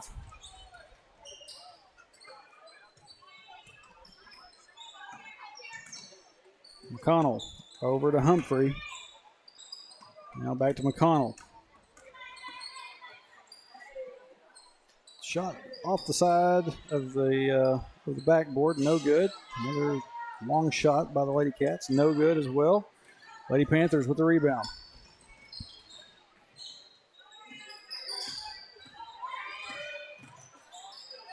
And we have a scrap for it down underneath.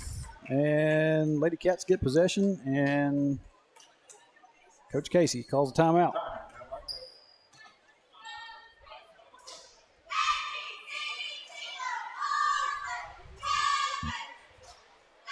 We are down to 6:08. Let me get that sorted out.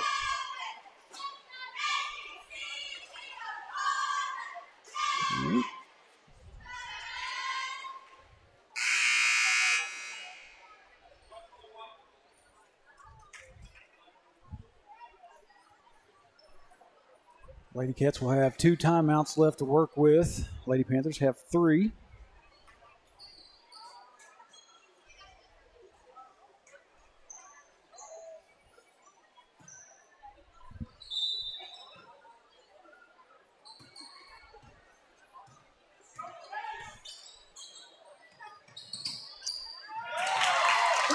Lauren Taylor with a 3. So Lady Wildcats back to within 2. Dearmore got Taylor on her. Tries to get a pass inside the lane, and it's going to be taken away. McConnell over to Taylor. Over to George now in the corner. Now back up top to Taylor. Taylor over to McConnell. George going to take a 3, and it's in. And the Lady Wildcats now up by 1.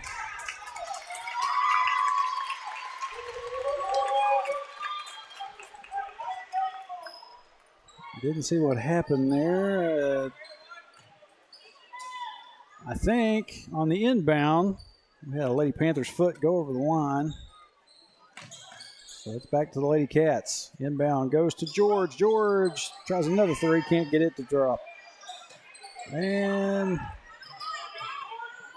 we did a scramble for it, and we're heading back in this other direction. Layton up underneath, gets it to fall. And we're just trading leads back and forth.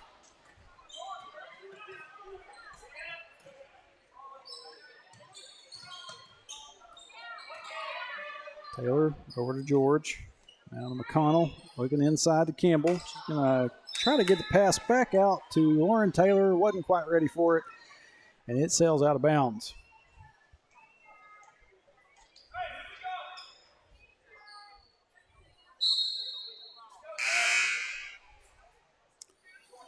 I have a Lady Panther sub in. This is number 3, Riley Spence. She's going to check in for number 2, Chloe Gates.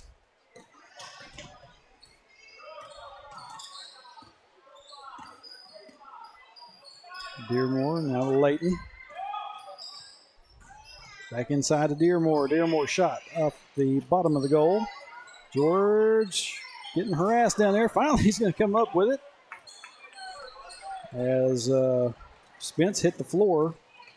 McConnell Had some contact there, no whistle, but there wasn't a whistle down here on this other end, and there probably could have been. Now we're going to scramble for it again. It's going to roll out of bounds. Last touch by the Lady Wildcats.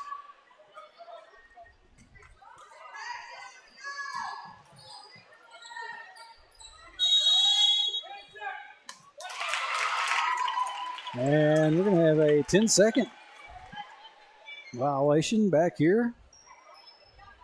It's going to be Lady Wildcat ball.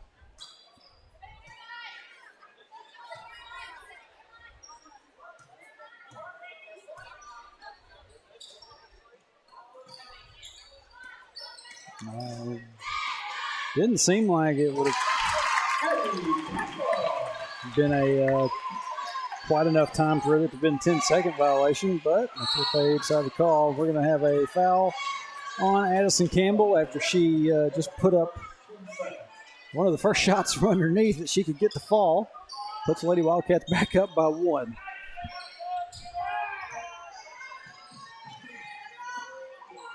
Layton tries to go up with it, and she's going to get contact down here underneath. She will go to the line. And that's going to be on Addison Campbell, her second. Team third. Down to 3:38.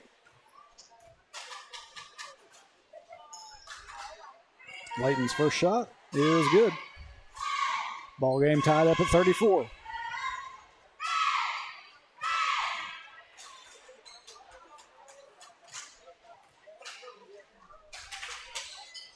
Layton gets both. Tie is broken. Lady Panthers up by 1. 3.5 minutes left in the ball game. Taylor fires a 3. In and out.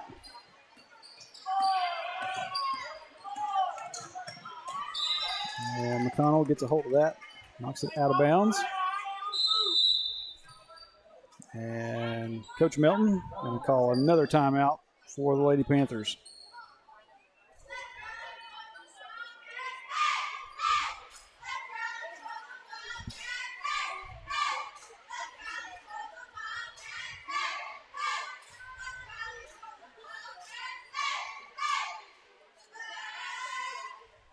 I just saw over in the YouTube chat. Appreciate you, Scott Voigt, trying to give me a good pronunciation for Dodelia from earlier. Sometimes I don't get a chance to go and look over at the YouTube just a whole lot, and that was there for probably a good bit. I just now noticed it.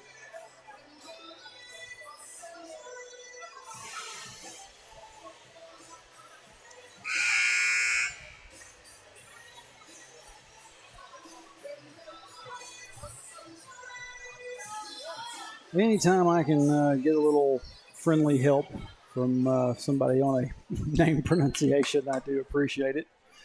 Sometimes we see some crazy ones.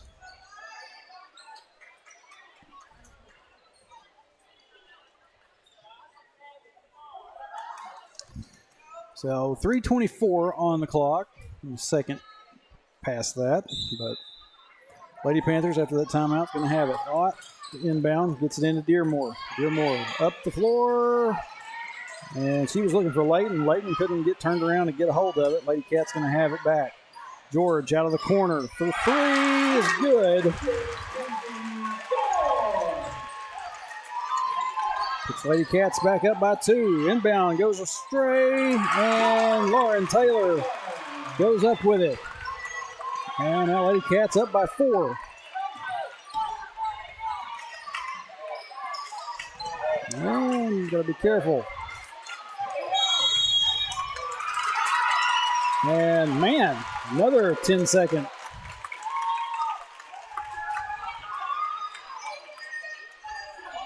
It's like you don't hardly realize the guy's over there counting it. And then all of a sudden he throws up the 10 digits on his hands. Lady Wildcats with it.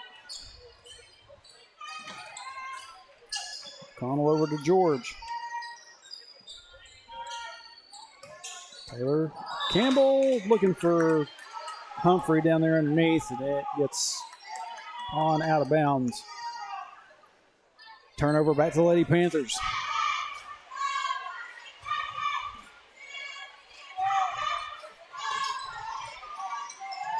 All right, Layton.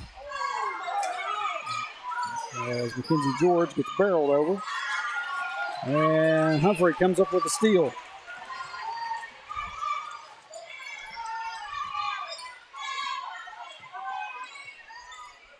Willie May will give it off to McConnell.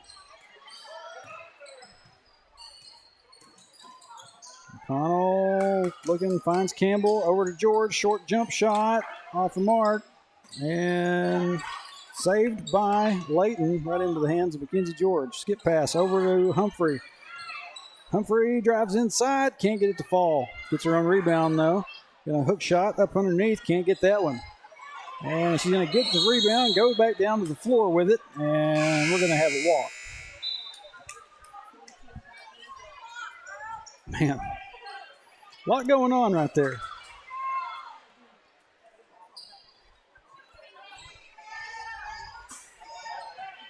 Lady Panthers will have it. Lady Cats showing pressure.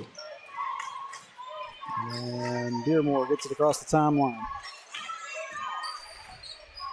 Pass down underneath the Ott. She's looking for Spence, and it goes. I believe it went backcourt before it went out of bounds. And Lady Cat's going to call a timeout.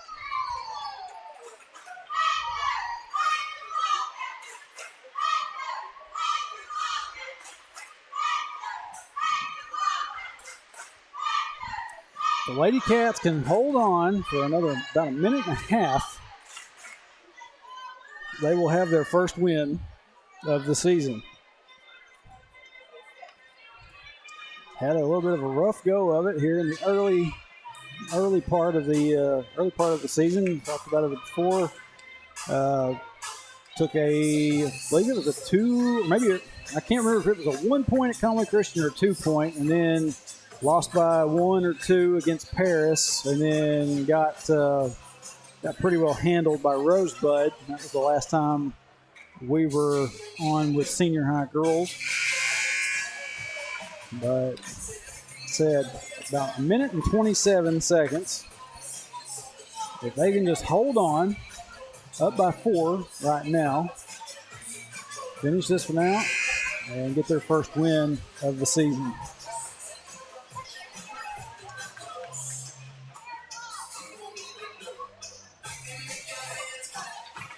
It's going to be down here.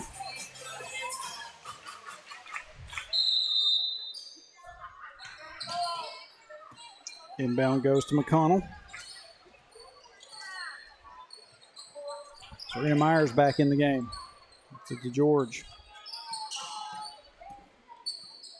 George to Campbell. Up top to McConnell. McConnell trying to work her way in, but Mott's not letting her in. Or Ott, not Mott. George up top to Humphrey. Shot clock down to 4. You have to figure out something to do with it. And McConnell is going to be fouled on the 3-point shot right before the buzzer.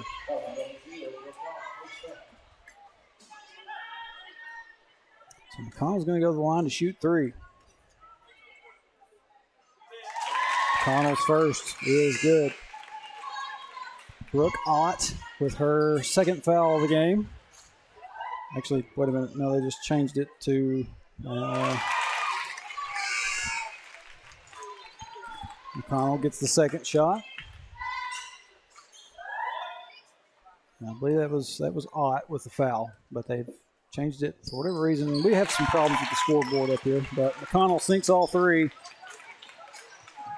As we are down to the final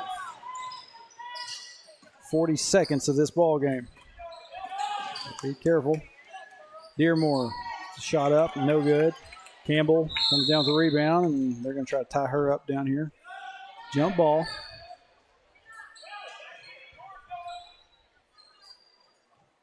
And it's going to be Lady Wildcats. Taylor gets it into McConnell.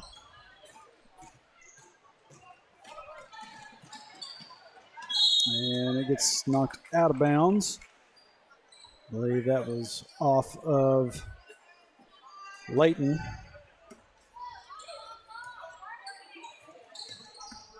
Inbound goes to Taylor. Up to George. Shot clock is off. McConnell. And we're going to have a timeout with 14.6 seconds. Lady Cat's going to call their final timeout of the game.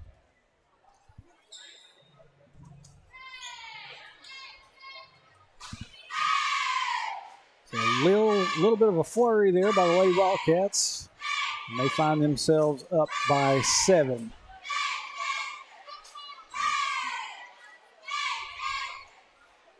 Like I said, they can hold on to this for, they don't have anything strange happen in the next 14 seconds. They will get a win tonight.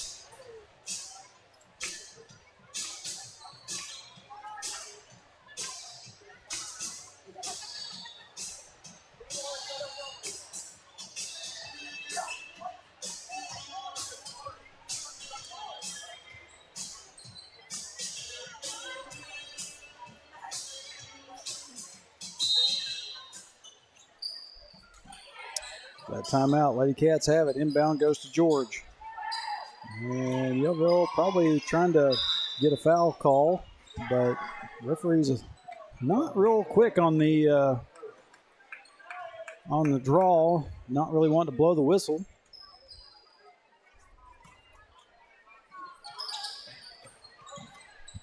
And this is the second team foul for the Lady Panthers. Humphrey going to fire one at the end of regulation. That's going to do it. Lady Cats pick up the win tonight. 42-35 over the Yellville-Summit Panthers. Lady Panthers.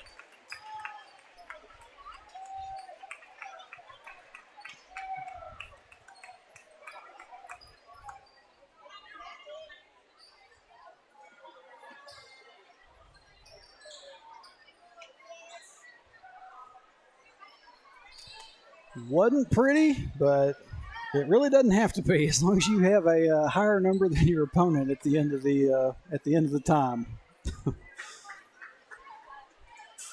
Several lead changes back and forth between Yellville and Hector, but like I said, Lady Cat's going to walk away with this one.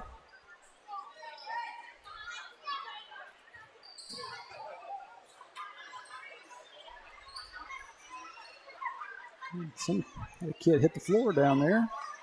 Had to be picked up. Now we wait on the senior boys. Yellville making their way out as we speak. And here come the Wildcats.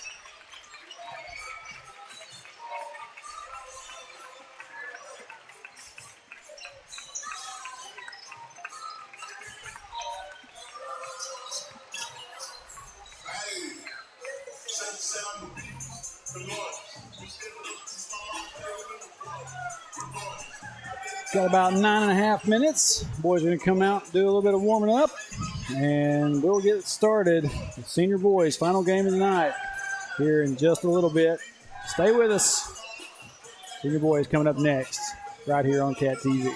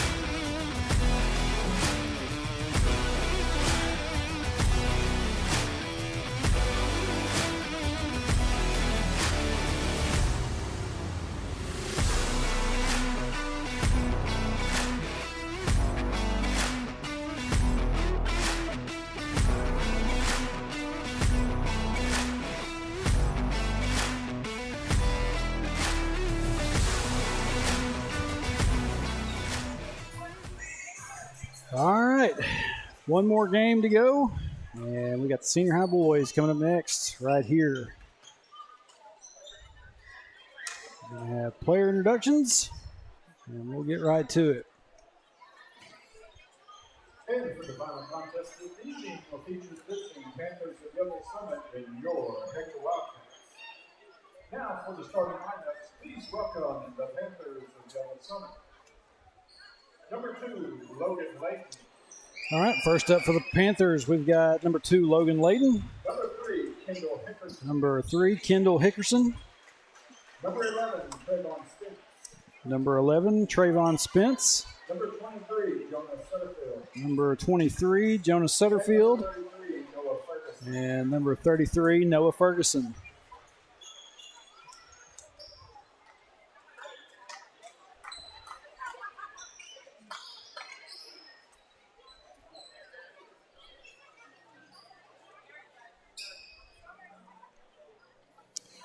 And for the Wildcats, looks like the pretty standard lineup of Story, Kaufman, Hull, McLaughlin, and now for your Hector Wildcat. goodness, Landon Keeling. Sorry, getting old is messing with me. 5'9" senior guard, number 5, Hunter Kaufman. 6'4" senior guard, number 10, Winston Hall. 6'3" senior forward, number 24, Caleb McLaughlin. Then a 6'3" junior forward, number 35, Landon Keeling. Your Wildcats are head coach by Ben Freeman, assistant coach Ryan Hatcher.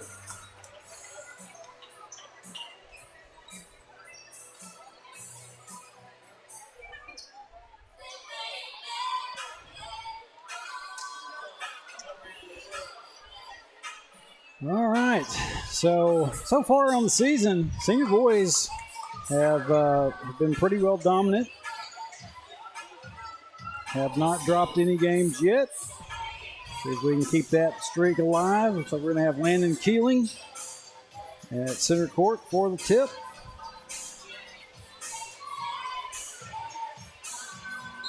Go ahead and back this out a little bit. And tip's going to go to the Wildcats. Hunter Kaufman bring it across the timeline. We're started here for the senior boys. Story 3.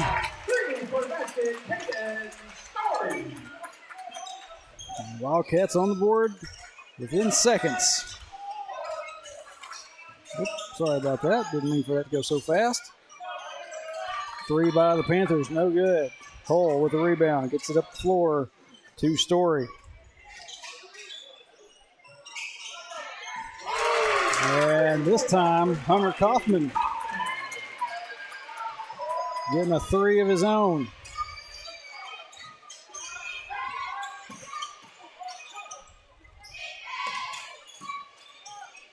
Hickerson.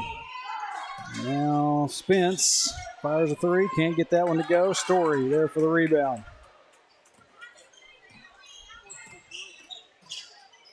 Story kick out to Kaufman. Another 3. Goodness. 9-0.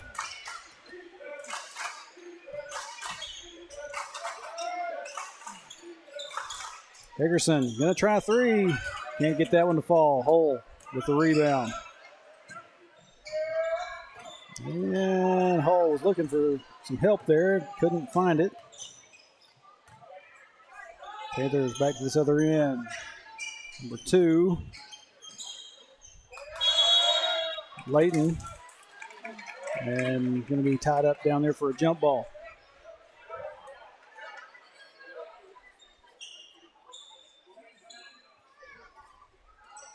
It's going to stay down here with the Panthers.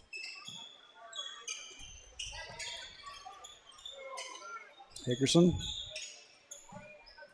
And moving around the perimeter. A little faster than I can keep up and call out names. Drive inside, cut off.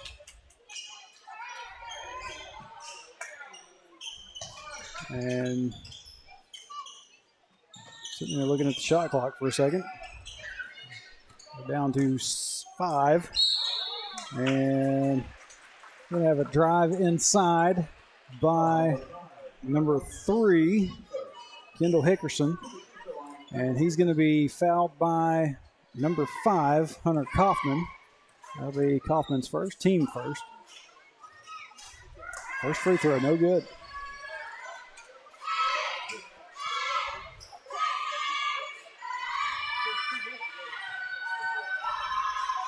Student section coming to life over there. Second free throw goes. Yellville on the board.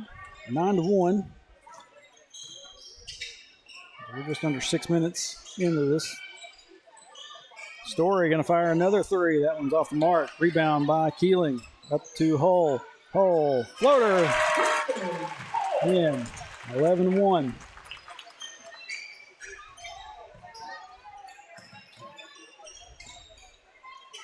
Anderson across the court. Now up to Layton. Layton loses control of it and then regains control of it. Shot from up underneath. That is number 33, Noah Ferguson. Oh, and they were quicker back down the other end than I thought. Kaufman tries to get it to McLaughlin, and it rolls out of bounds.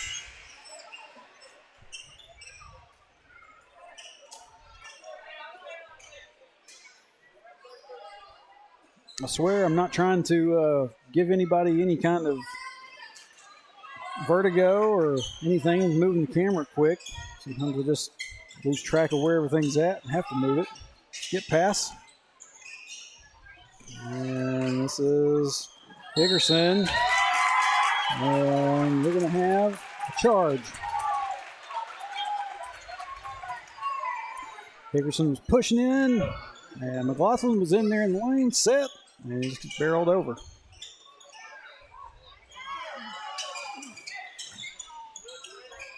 And pass to Hull gets taken away. And here's Hickerson again. Can't get the shot to fall.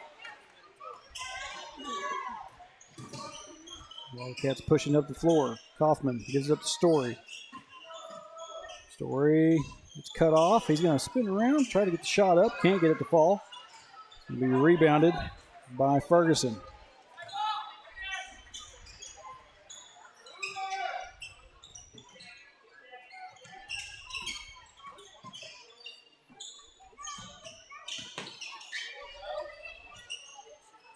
Layton now over to Hickerson. Good pass over, and 3-point shot by Noah Cantrell. Story back here at the other end with it. Man, gives it up to Hull. Hull, another little floater shot. Can't get it to go this time. And up the floor it goes with Yellville. Cantrell can't get the layup. And I was afraid that Keeling was going to move the foot again. He gets it to Hunter Kaufman. Hull to McLaughlin. Can't get that one. Keeling put back. Can't get that one either.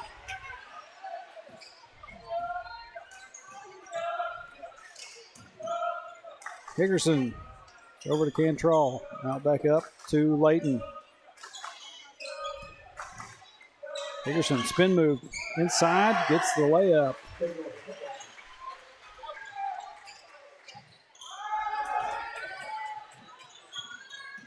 Kaufman. Not enough on that one. Keeling off the glass, can't get it. McLaughlin can't get one either. And they're fighting for it down there underneath. Story going to fire a 3. That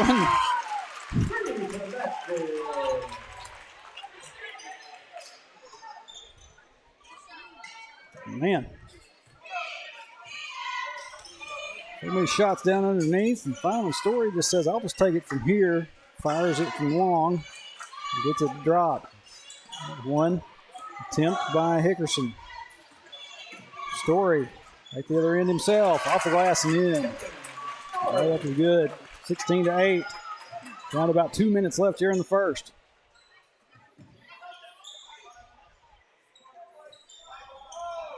Layden to Hickerson. Cantrell. And back to Hickerson. And Hickerson's going to draw with contact. Looks like the Wildcats going to have some substitutions. Stanek. Man, I'm getting terrible. Stanek, Baker, and Grayson Mulder checking in.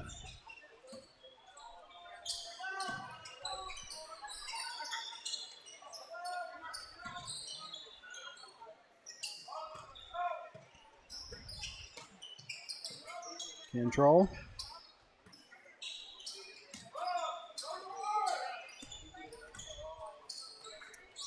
They're looking for something here. 3-point shot off the mark. Rebound by Stanek. Up the floor to Story. Now down to Baker. Baker can't get the shot to fall. Mulder can't get his to go either. And this time rebound going to be by the Panthers.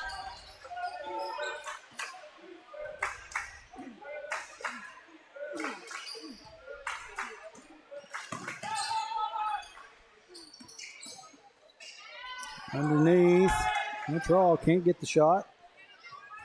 Back to the other end with Wildcats. Story over to Stanek. 3-point shot, no good.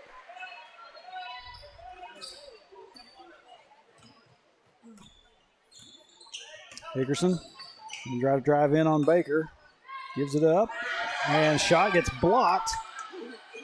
Wildcats can't come up with it, but number 33, Noah Ferguson, gets the shot up and in for the Panthers. 30 seconds. Stanek gives it up to Grayson Mulder. Double hand puts it down. And Story with the steal. Layup. Wildcats up by 10. Shot. That's going to do it for the first quarter. Wildcats came out hot. They kind of cooled off for a little bit. Had a few shots not wanting to fall, but they picked it back up right there in the last little minute and a half and surged back up by 10.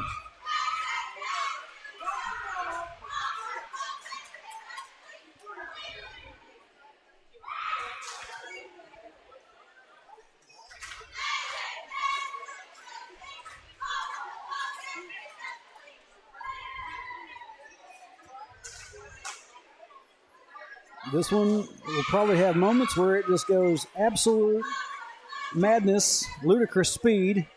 If anybody's familiar with Spaceballs. Both these teams look like they're capable of going to plaid any minute. So I'll get the reference.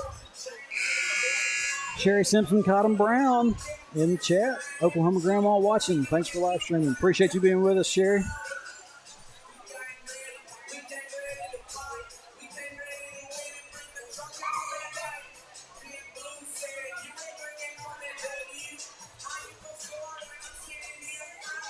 And I think we've had a little issue with the board. There we go.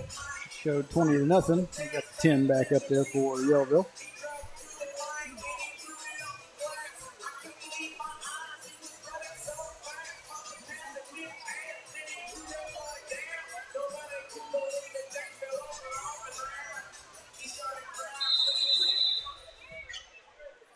Wildcats going to have it to start the second quarter.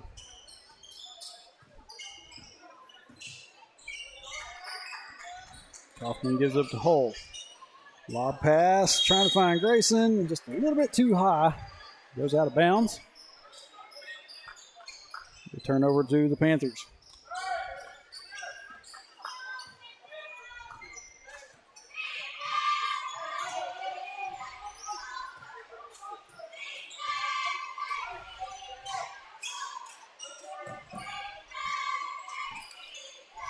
Control. Back to Hickerson. Hickerson get the three up there. It won't go. And I'm going to keep it inbound. That time it's going to go out of bounds. A turnover to the Wildcats. I think we had a little issue with the time. We're just now getting down to the 7:23 that mine shows. And we're going to have a travel. Like Stanek may have taken an extra step or two. Wildcat fans kind of groaning about that one.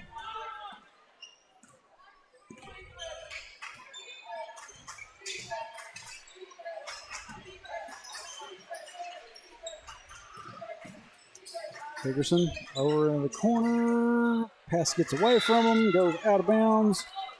It'll be Wildcat ball. And it looks like Yellville's going to try to press. The inbound goes to Mulder. And Hickerson with the steal. Cantrell over to Hickerson in the corner. Pushes inside. Layup is good.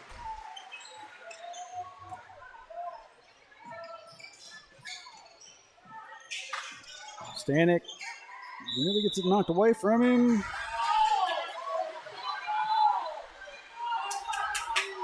And didn't really see what happened there, but I think it was a jump ball. Panthers have it back. Spence, Cantrell, Hickerson comes out of the corner. That one gets knocked away by Mulder.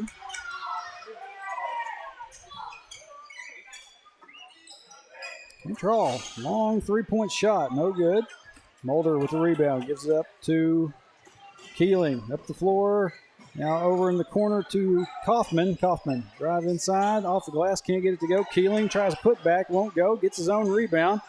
Going to try to go back up with it again. That one finds its way in.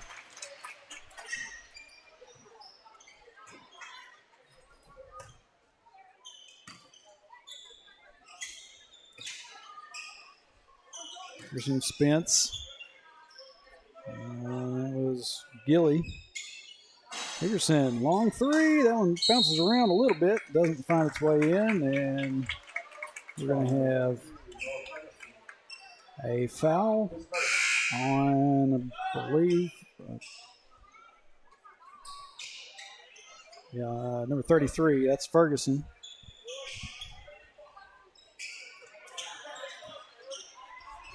And Wildcats can't get a pass clean. Hickerson going to try a three. No good. Cantrell there with a rebound. And we're going to have a steal by Winston Hull. Hull is going to be fouled as he goes up with it. Thought Hull was going to break away and try to get in that slam we talked about earlier, but Hickerson down there to spoil that one. Hull at the line. First free throw is in.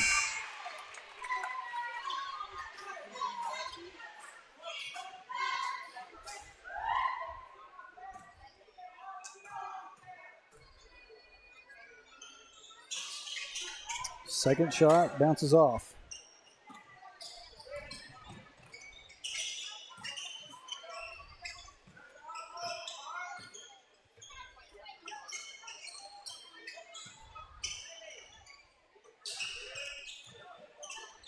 Number 2 out there, Layton. Let's get a pass away. It's going to be stolen by Winston Hull. Up the floor to Stanek. Stanek, cross court, pass to Story. Story swirled, three-point shot doesn't go. Hull, stick back is good. 25-12. This gets over to Cantrell. He's going to kick it back out. Hickerson.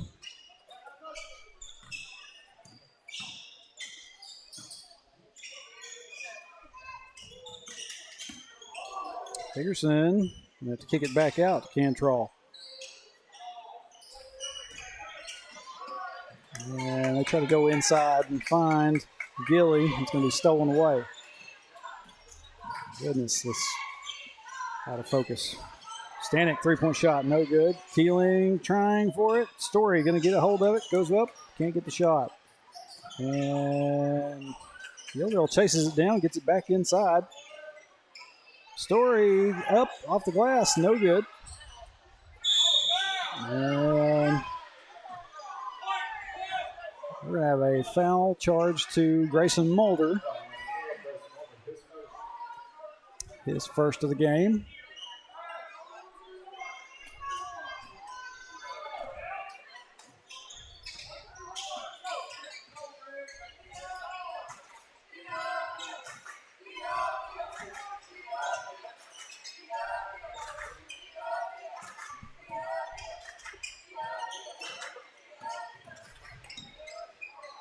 Right inside by Cantrell.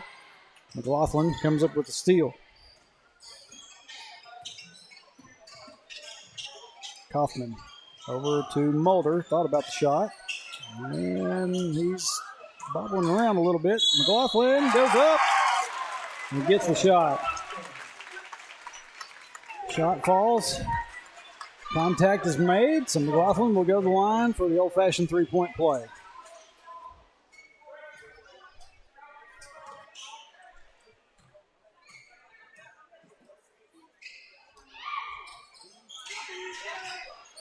Can't get the extra. The Wildcat lead is 15. Down to about the 3-minute mark, and Panthers lose it. Pass got away from them. The Wildcat ball. Down to 3:01.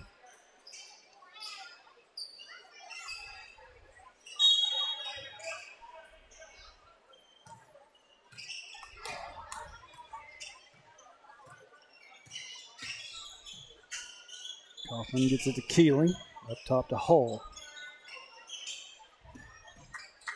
Kaufman to McLaughlin. Story up top to Keeling. Keeling push. Jump shot. No good. Rebound by Hickerson.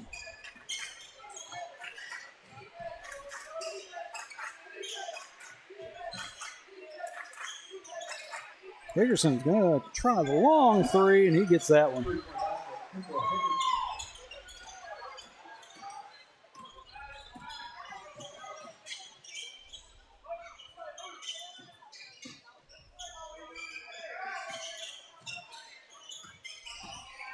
Hole. Tries the shot. Can't get it to fall. Wildcat fans hollering about the foul.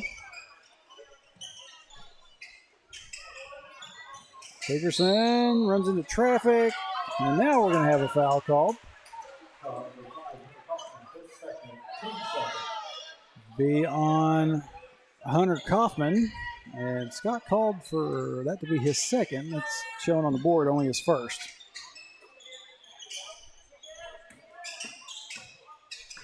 Second team foul, though. Hickerson gets the layup. And Panthers cut the lead back to 10.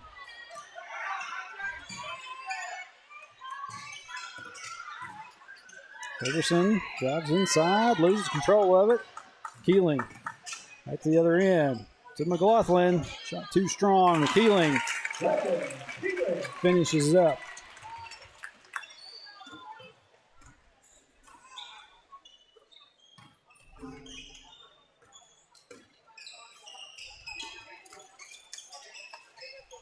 Gilly gets it to Spence.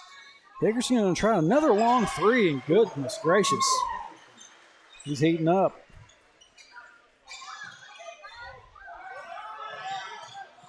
Under a minute.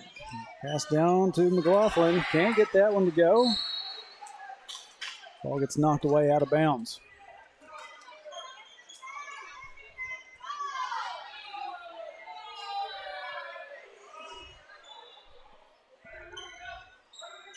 Kaufman inbounds to Hull. 3-point shot. That one in and out.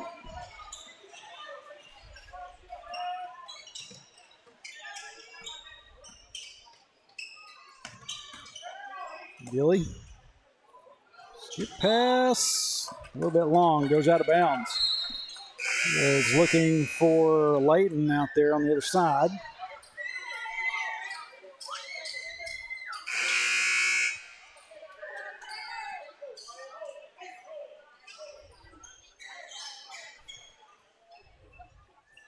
McLaughlin checks out.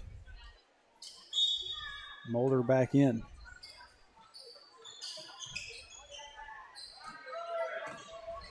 Kaufman over to Mulder in the corner for three. Nailed it.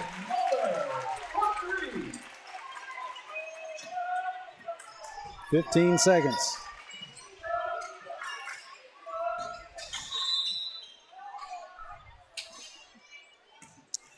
We got a whistle.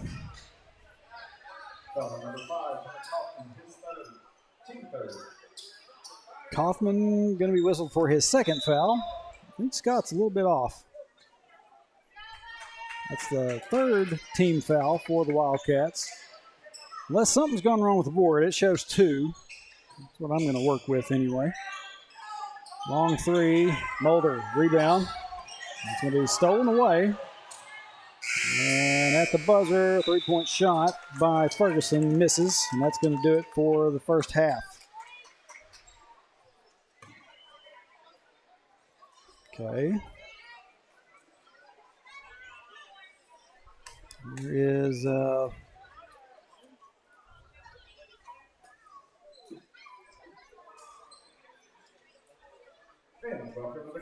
don't know why my little halftime tab over on the bottom of the board's not wanting to pop up, but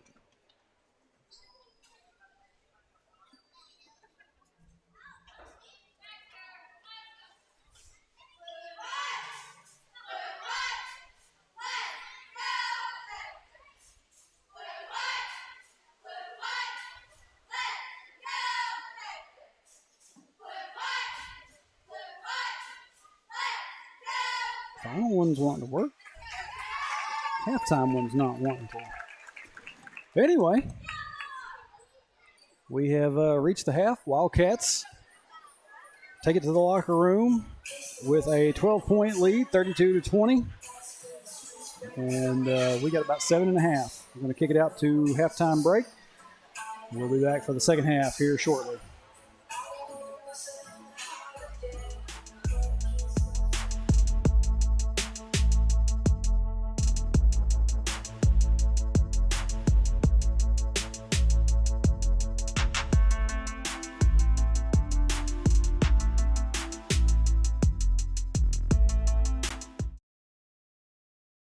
At Chambers Bank, we believe banking should be anytime. Got a bill to pay? Pay one-time or recurring bills in the Chambers Bank app, because anytime banking should always be anytime.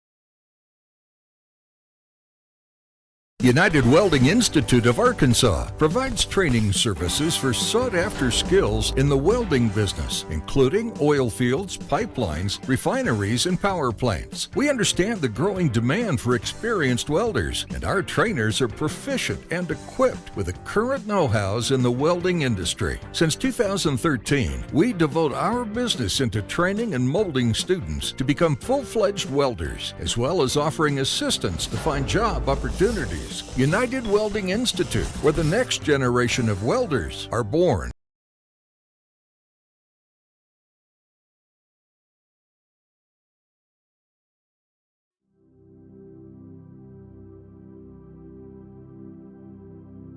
You go nowhere by accident.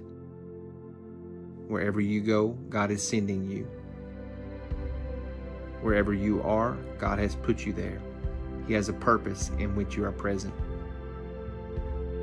Christ who dwells in you has something he wants to do through you. You believe this, and go in his grace, go in his love, and go in his power.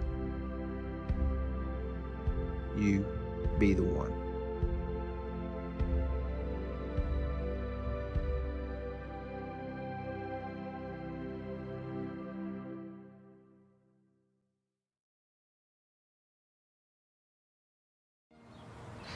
Every strong tree begins with a single seed, nurtured with care and rooted in stability. Like your financial goals, growth takes time, patience, and the right environment to thrive. At Centennial Bank, we know what it takes to start with something small and grow it into something bigger. Plant your seeds today for a future that stands strong tomorrow. Centennial Bank, member FDIC.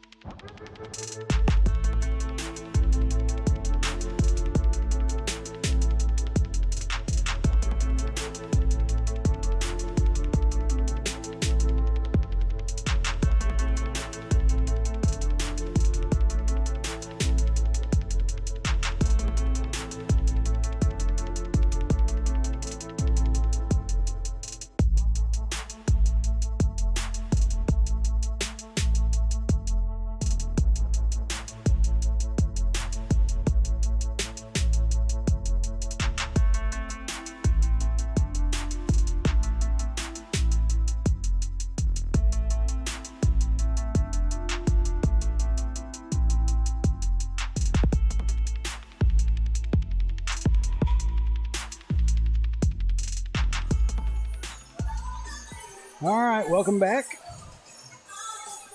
Halftime ticking down to its final 30 seconds. And so far in this one, pretty interesting. Like I said, both teams moving extremely fast. Yellville-Summit taking some really long three-point shots and getting a lot of them to fall.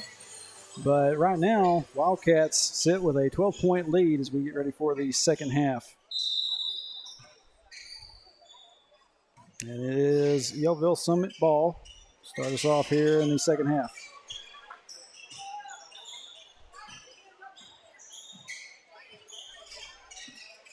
Hickerson, spin move, gets inside, shot, no good. Rebound, Landon Keeling. And it's going to be stolen away. That was Ferguson on the steal for the Panthers.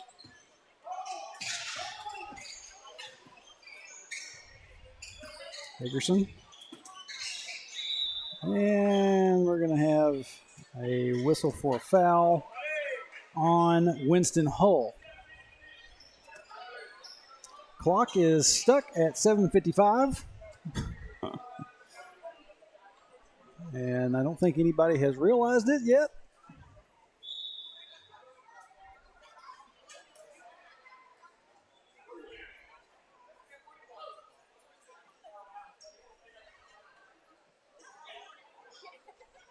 This we've talked about it before. The scoreboard controller down at the desk is the one that we had lost its power plug, so there was no way to charge it, so we had to send it off.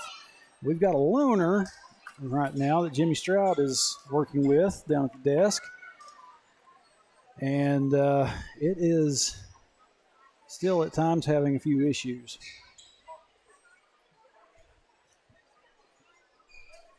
I mean, I'm showing 7:27.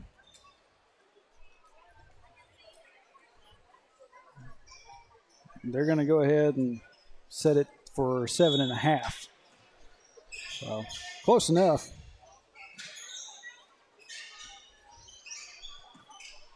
And now it went back to 7:57. Okay, we got issues. I'm just going to leave mine where it's at until it lines back up. We're playing a little bit of extra basketball. Hickerson. And then it went back. I think that thing is having issues. It's going back to 7:50. Hall comes up with it. We're still not to the 7:26 mark. McLaughlin can't get the shot to fall. Now we're at the right time. At least where mine was at. And now we're going to have a whistle. Stoppage.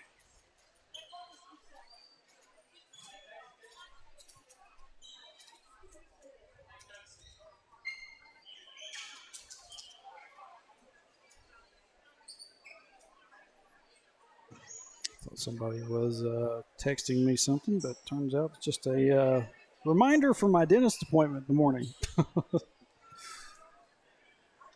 Okay, so they're still messing with the clock down here. They have bumped it down to 6.5. I'm waiting to see if that's where I think that's where they're going to leave it. So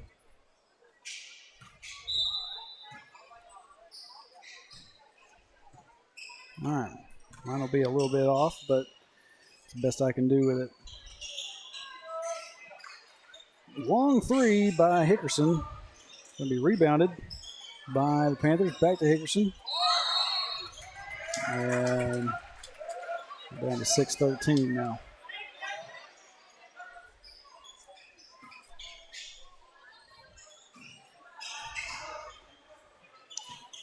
And a little bit of contact made there as Kaufman made it across court.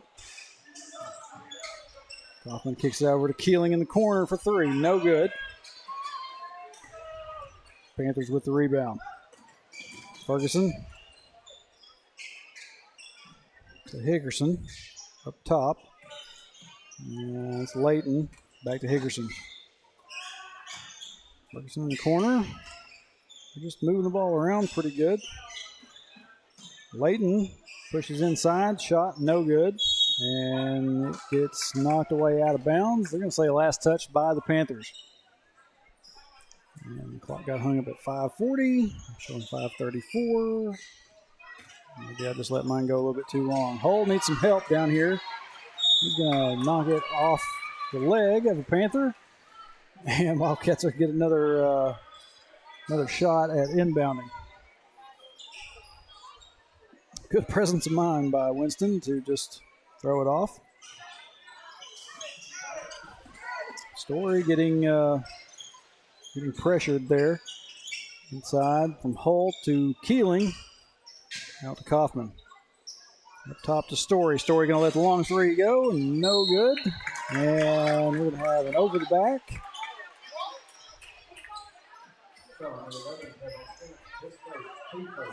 Some Wildcat fans got to standing up like they thought maybe we had been called for the foul. It's going to be on Spence, Trayvon Spence. That's his first and first team foul for the Panthers here in the third. Lob pass inside to Mulder. Mulder goes up, can't get it to fall. Swirled around in and out. Going to try another one. And Mulder is going to get contact and go to the line.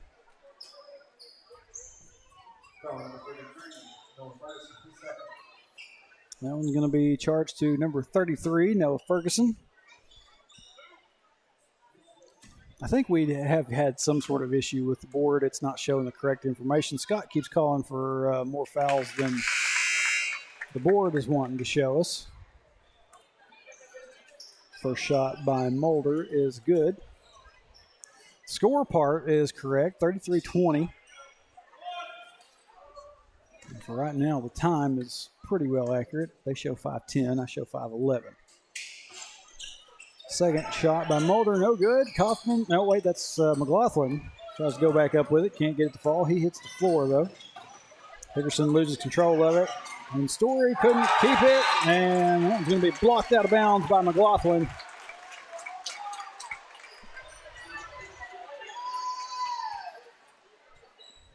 Good block.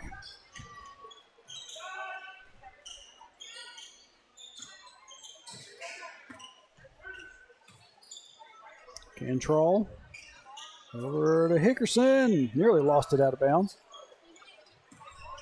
Layton.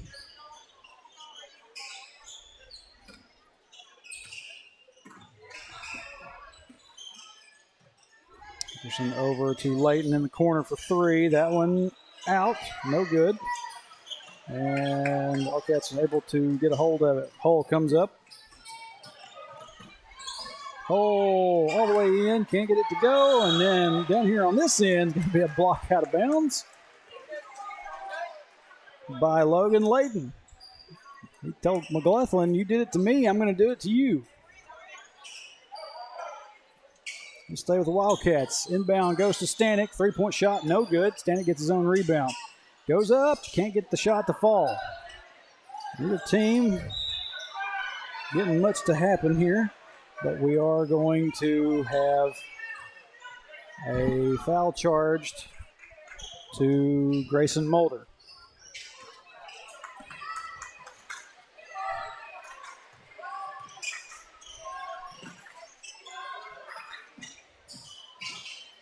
No announcement, but three-point shot on the way by Cantrell. No good. Hickerson with the rebound. Bobbling around, finally gets control. Up and under, can't get the shot to fall. Rebound, and a shove out of the way. Kind of buried his shoulder into Winston Hull down there. But we're going to have a foul on the Wildcats down here on this end. They're going to charge Hull with that foul. Ferguson's first free throw is good.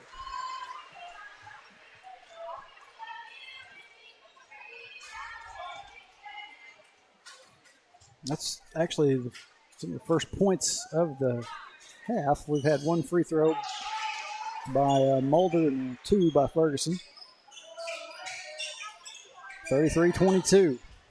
That's all the scoring here in the third quarter so far. Hull tries to go, gets it to Mulder. Mulder tries to go up with it and draws the foul. That's going to be on Noah Ferguson. And I think they said that's his third. The board is just need to have somebody up here to work on this thing. Scoreboard up here shows that Ferguson only has 2. So apparently it's off by 1. Mulder's first free throw, no good. Second one finds its way in.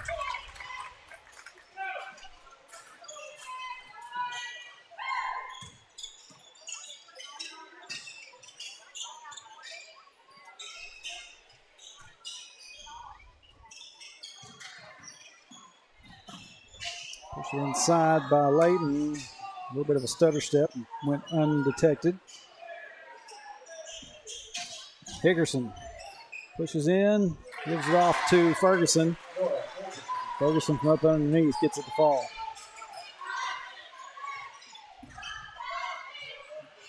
Stanek up the floor to Keeling. Keeling, good. Shot in. 36-24. Under 3 minutes.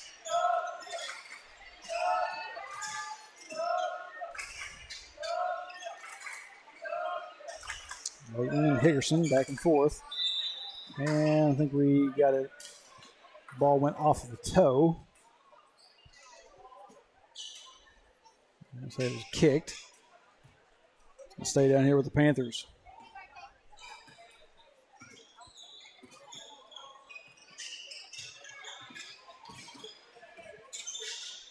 Hickerson, long 3, no good. Mulder with the rebound. Gives it up to Hull.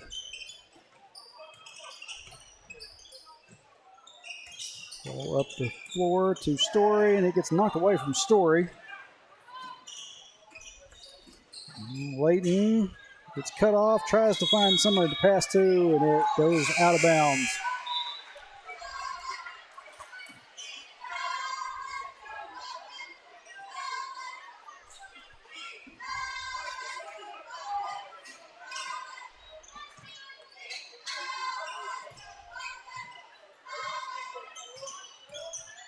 Kaufman over to Stanek on the wing. Inside the Hull. Hull off the glass and in for 2.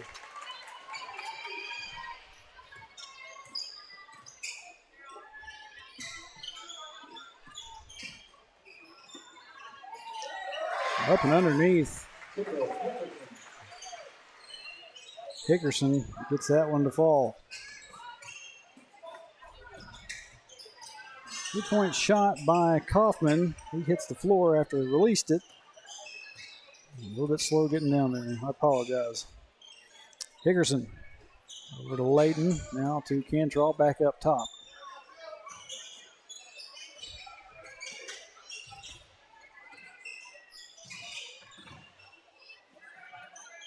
Hickerson, long 3. Man, not afraid to throw that one from long.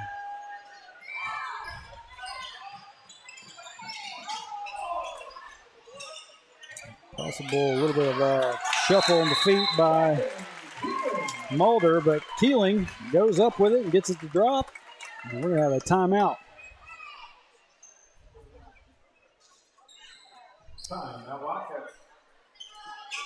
It'll be a timeout by Hector.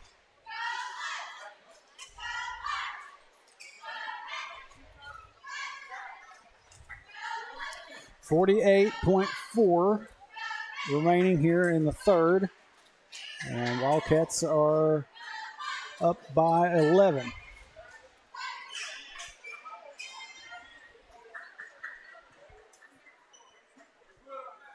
I said, me and Winston talked about it earlier. Scoring in the third quarter sometimes by the Wildcats goes a little bit stagnant.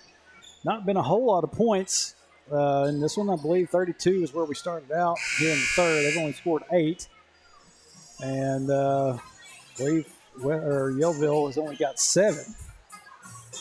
They were at 22.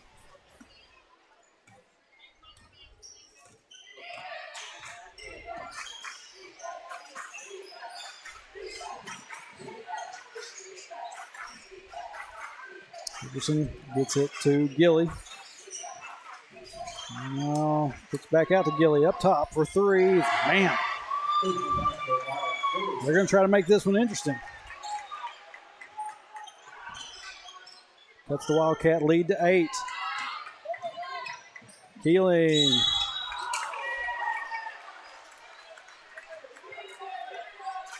Lets the floater go. And he's going to be fouled by Ferguson. Keeling will be at the line to shoot 2. First one, good.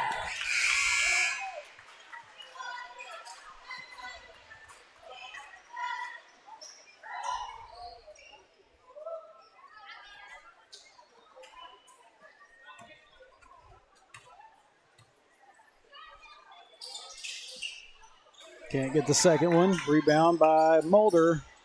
Mulder gives it back to Keeling. Keeling off the glass and in. Keeling comes away with 3 there. Hickerson spins. Shot, no good. Stick back at the buzzer by number 23, Jonas Sutterfield. And at the end of 3, Wildcats up 43-34 on the Yellville-Summit Panthers.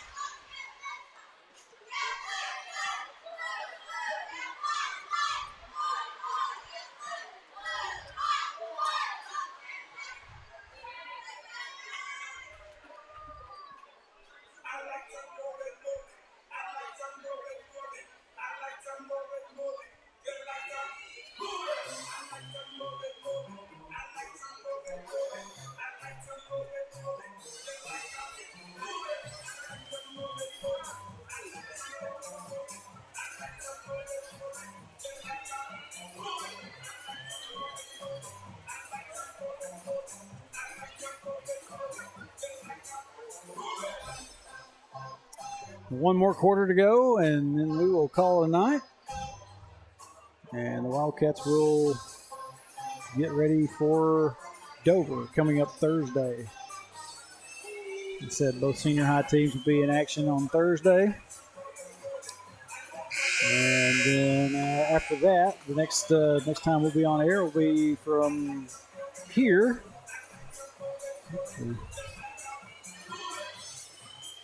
Saw that camera shift just a little bit. I don't know what happened there, but it's kind of weird. Anyway, as I was saying, the 7th grade and junior highs will be playing Monday against Nemo Vista. Fourth quarter. Wildcats are going to have it first. Hickerson all over. Actually, no, that's not Hickerson. That was number 11, Trevon Spence, all over Kaufman down there. Wildcats turn it over.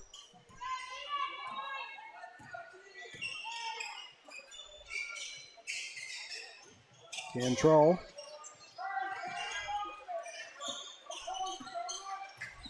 Here's Hickerson. Back over to Cantrell in the corner. He pushes inside. Lets the jumper go. No good. McLaughlin with the rebound. Gives it up to Hull.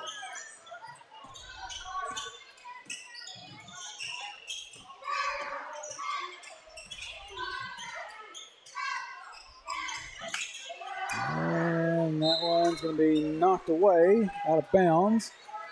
Hull was looking for McLaughlin, and I believe that was Gilly there to tip it back out.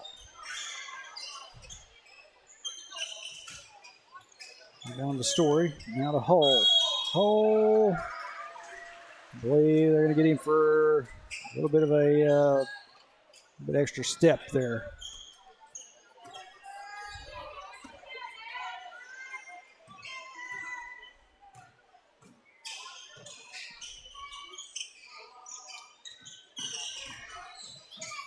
Pushed by Hickerson, he's going to give it up.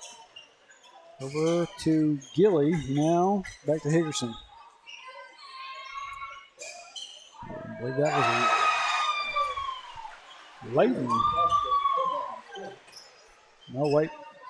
3-point basket by Trayvon Spence.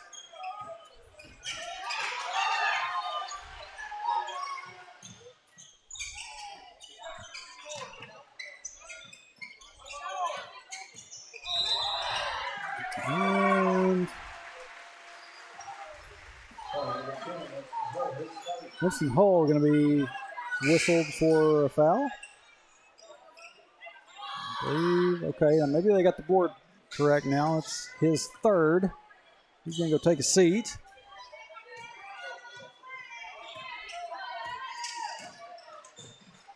And pass to Ferguson. Ferguson goes up with it. Oh, wait, I think they said that was Sutterfield. Never mind. And we're going to have a foul down here on this end as well. McLaughlin tried to go up with it and goes down hard. He kind of comes up with a little bit of a hitch. Yeah, that foul will be on Wyatt Gilly. Certain part of the night, my eyes start getting really tired, and then it becomes a little bit difficult for me to see the numbers on some of these jerseys. McLaughlin, first free throw, no good. It doesn't help when the camera decides it's going to do a little bit of a fuzzy episode as well. So.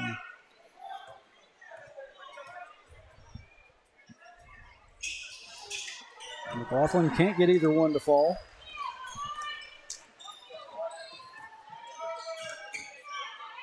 Cantrell. Hickerson. Drive. Just to kick it out. Spence.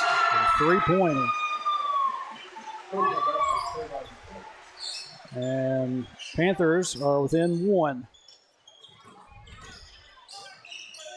Stanek going to be blocked as he tried to go up for the shot.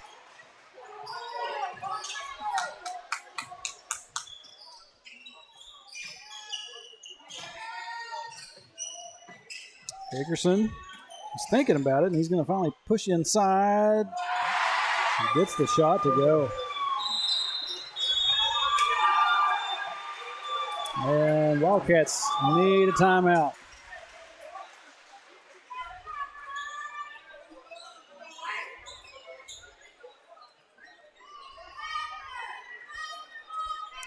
So, like I said, Wildcats in the third, kind of scoring went a little bit cold, and it has allowed Yellville to get some really good three-point shots to fall, and Yellville now with a 1-point advantage. We're down to 5-17.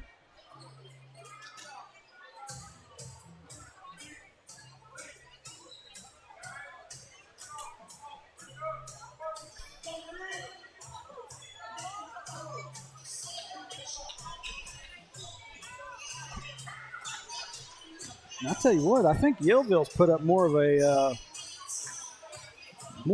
fight and a challenge to us than maybe even Rosebud did before the break.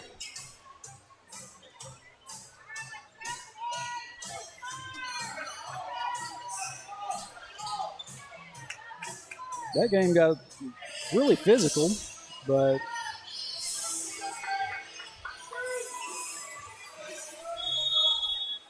Yellville is having a better time with the shots.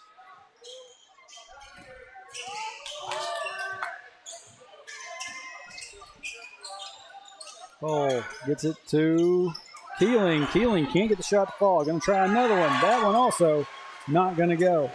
Rebound by the Panthers. Down to 5 minutes. Hickerson gets the ball knocked away from him on the shot.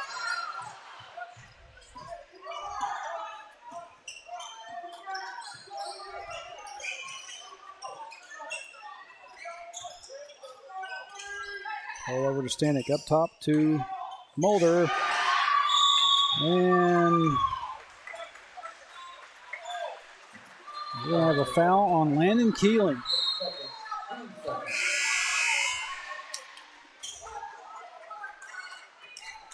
Keeling steps out.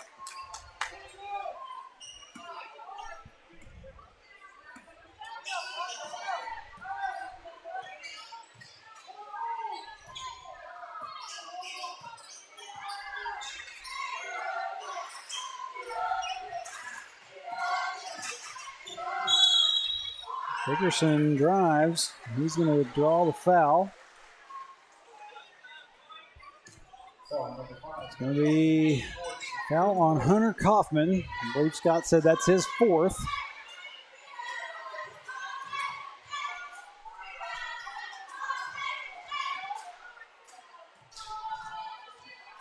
Board shows his first. I don't get it. Hickerson's first free throw, no good.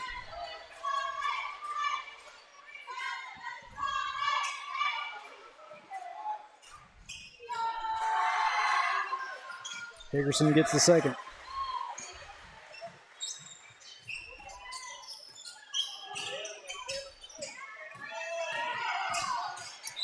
Oh, getting a lot of contact as he's going down the floor, and finally we're going to get a whistle.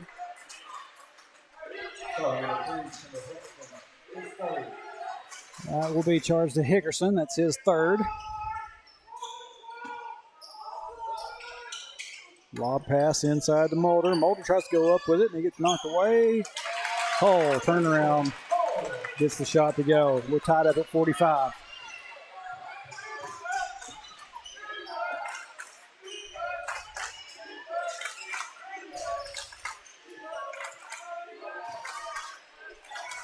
Dickerson over to Cantrell. Over to Spence. And Hull able to knock that one away out of bounds. We'll stay down here.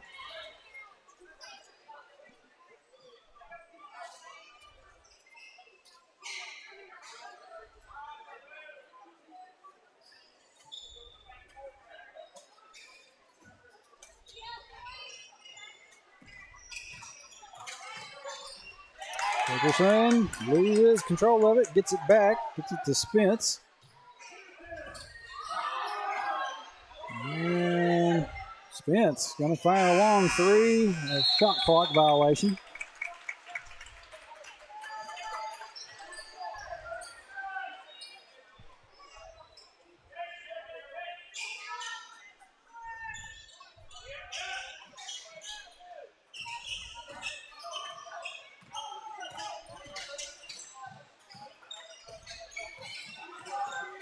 Oh, it's it to Mulder. Mulder goes up, can't get it to fall.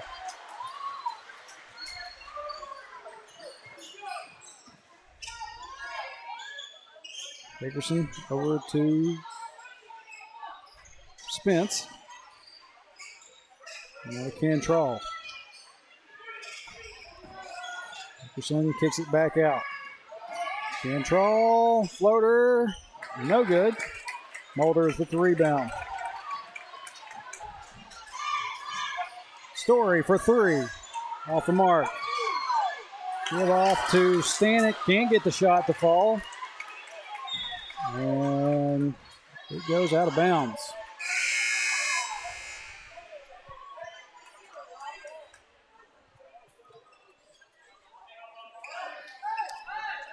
Stanek goes back to the bench. Keeling back in.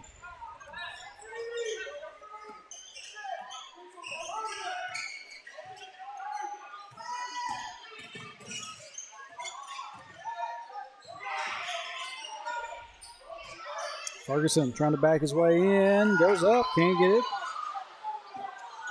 Mulder kind of got a piece of it as he went up. Ferguson back to Ferguson. Now going to be taken away by Winston Hull. The other end, Story goes up, off the glass and in. Breaks the 45 tie. Wildcats up by 2. Under 2 minutes left. Hickerson, spin, tries to go up with it. No good. Kaufman. Now Hull. Hull gets inside the paint.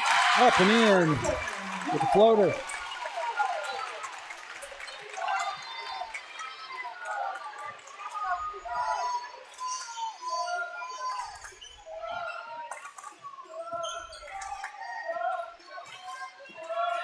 Spence gives it up.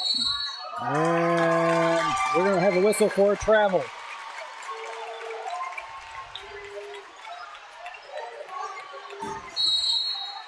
And the technical on the Yellville-Summit coach.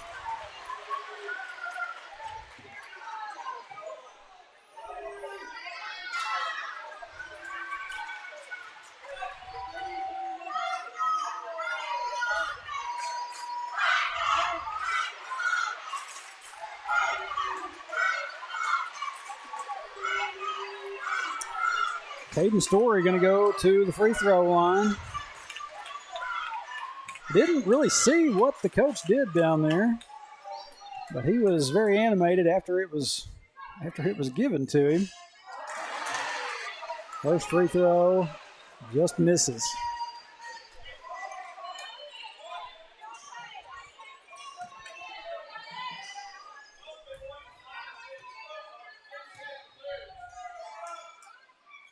Story gets the second. Wildcat lead is 5. And they will get the ball back.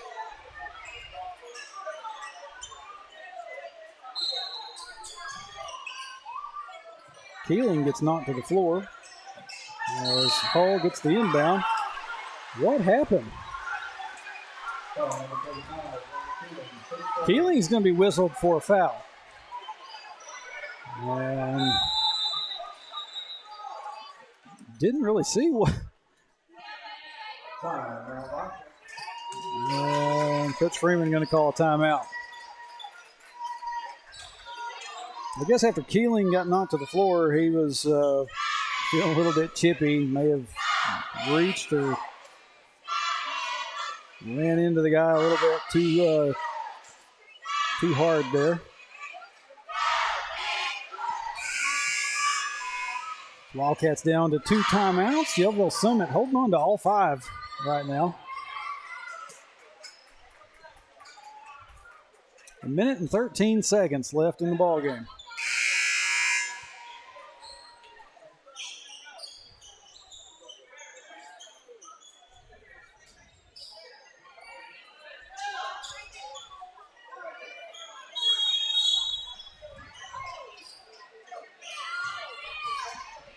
Bounce goes to Cantrell. Finds Hickerson. And they're going to say that Baker had a little bit too much contact down there. Baker kind of reacting as though he didn't feel like he touched him that much, but that's going to be, I don't know when we got to 5 team fouls, but anyway, Hickerson will be at the line. First free throw off the front of the rim, no good.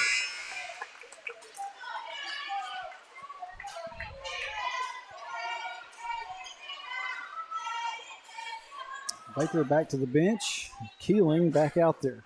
I believe he's got 4. Hickerson can't get either shot to fall, but Yellville comes up with the rebound. Hickerson's going to try 3. No good. And we're going to scramble for it down underneath. Ferguson and Mulder tie up for a jump ball, and it's going to stay down here on this end with the Panthers.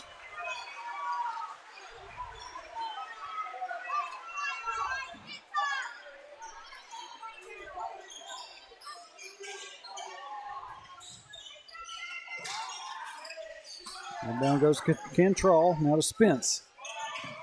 Hickerson.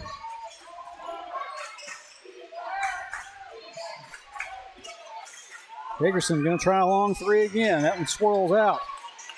Story with the rebound. And now he's getting harassed down underneath for another jump ball. This time it's going to go to the Wildcats.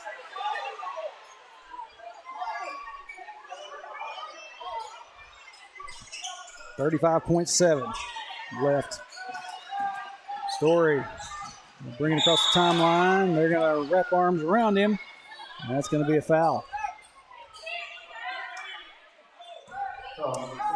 Thing about it is, Yellville's got some to spare. That was just the 3rd team foul, if that part of the board is working correctly. They've still got a couple more to spare. Yellville's going to knock that one back out of bounds. Wildcats going to try it again. 30 seconds left. Hall gets it to Keeling as contact was made.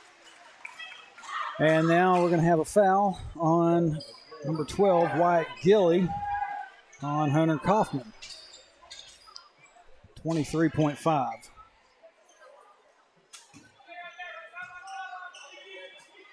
And now they're trying to figure out where it needs to be inbounded.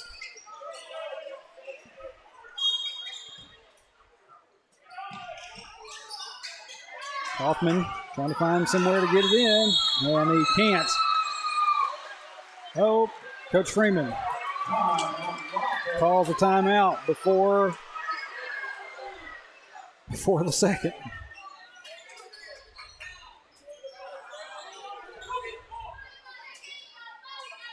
Coach Freeman not happy. I don't know if y'all can tell it on camera, but his face is bright red.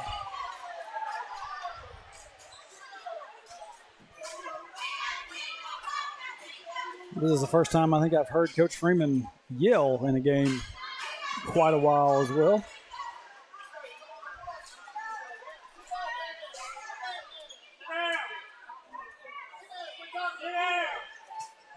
Coach for Yellville-Summit down here turning around, apologizing, saying something to the student section. I got to tell you, our kids need to be careful. I don't know what all would have been said. Don't want to have a technical issue on us for some strange reason. Like I said, I don't know what was going on down there, but all right. Back from that timeout.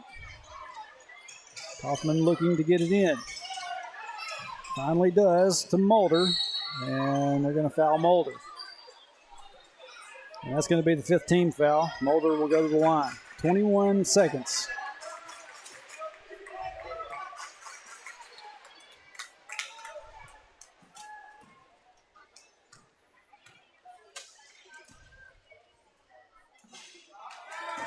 Mulder's first, in and out.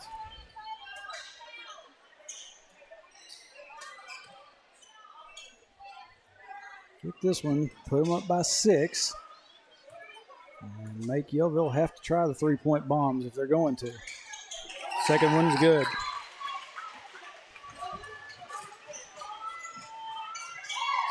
Don't make it easy on them, but they're going to have to try it. 3-point shot, no good. Mulder comes down with the rebound. He's going to be fouled. 9.6.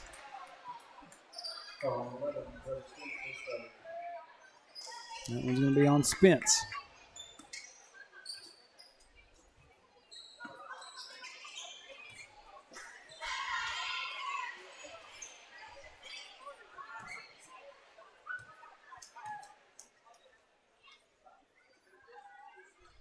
Mulder gets the first.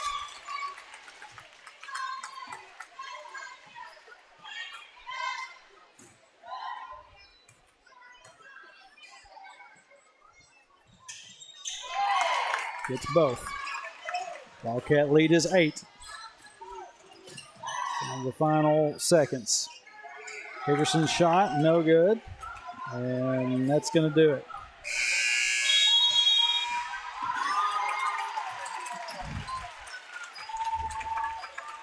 Mulder with a little bit of punctuation, slams it home. I don't know that I got that on camera, but that is going to do it. And that one was way too close for comfort. At times, Wildcats did finally get the chance to pull away there at the end a little bit. Got a little bit chippy, but Yellville-Summit, that's a scary, talented boys team. They're going to they've bumped up to 3A this year, and they're going to be scary for. Say what? I didn't see her. I didn't. But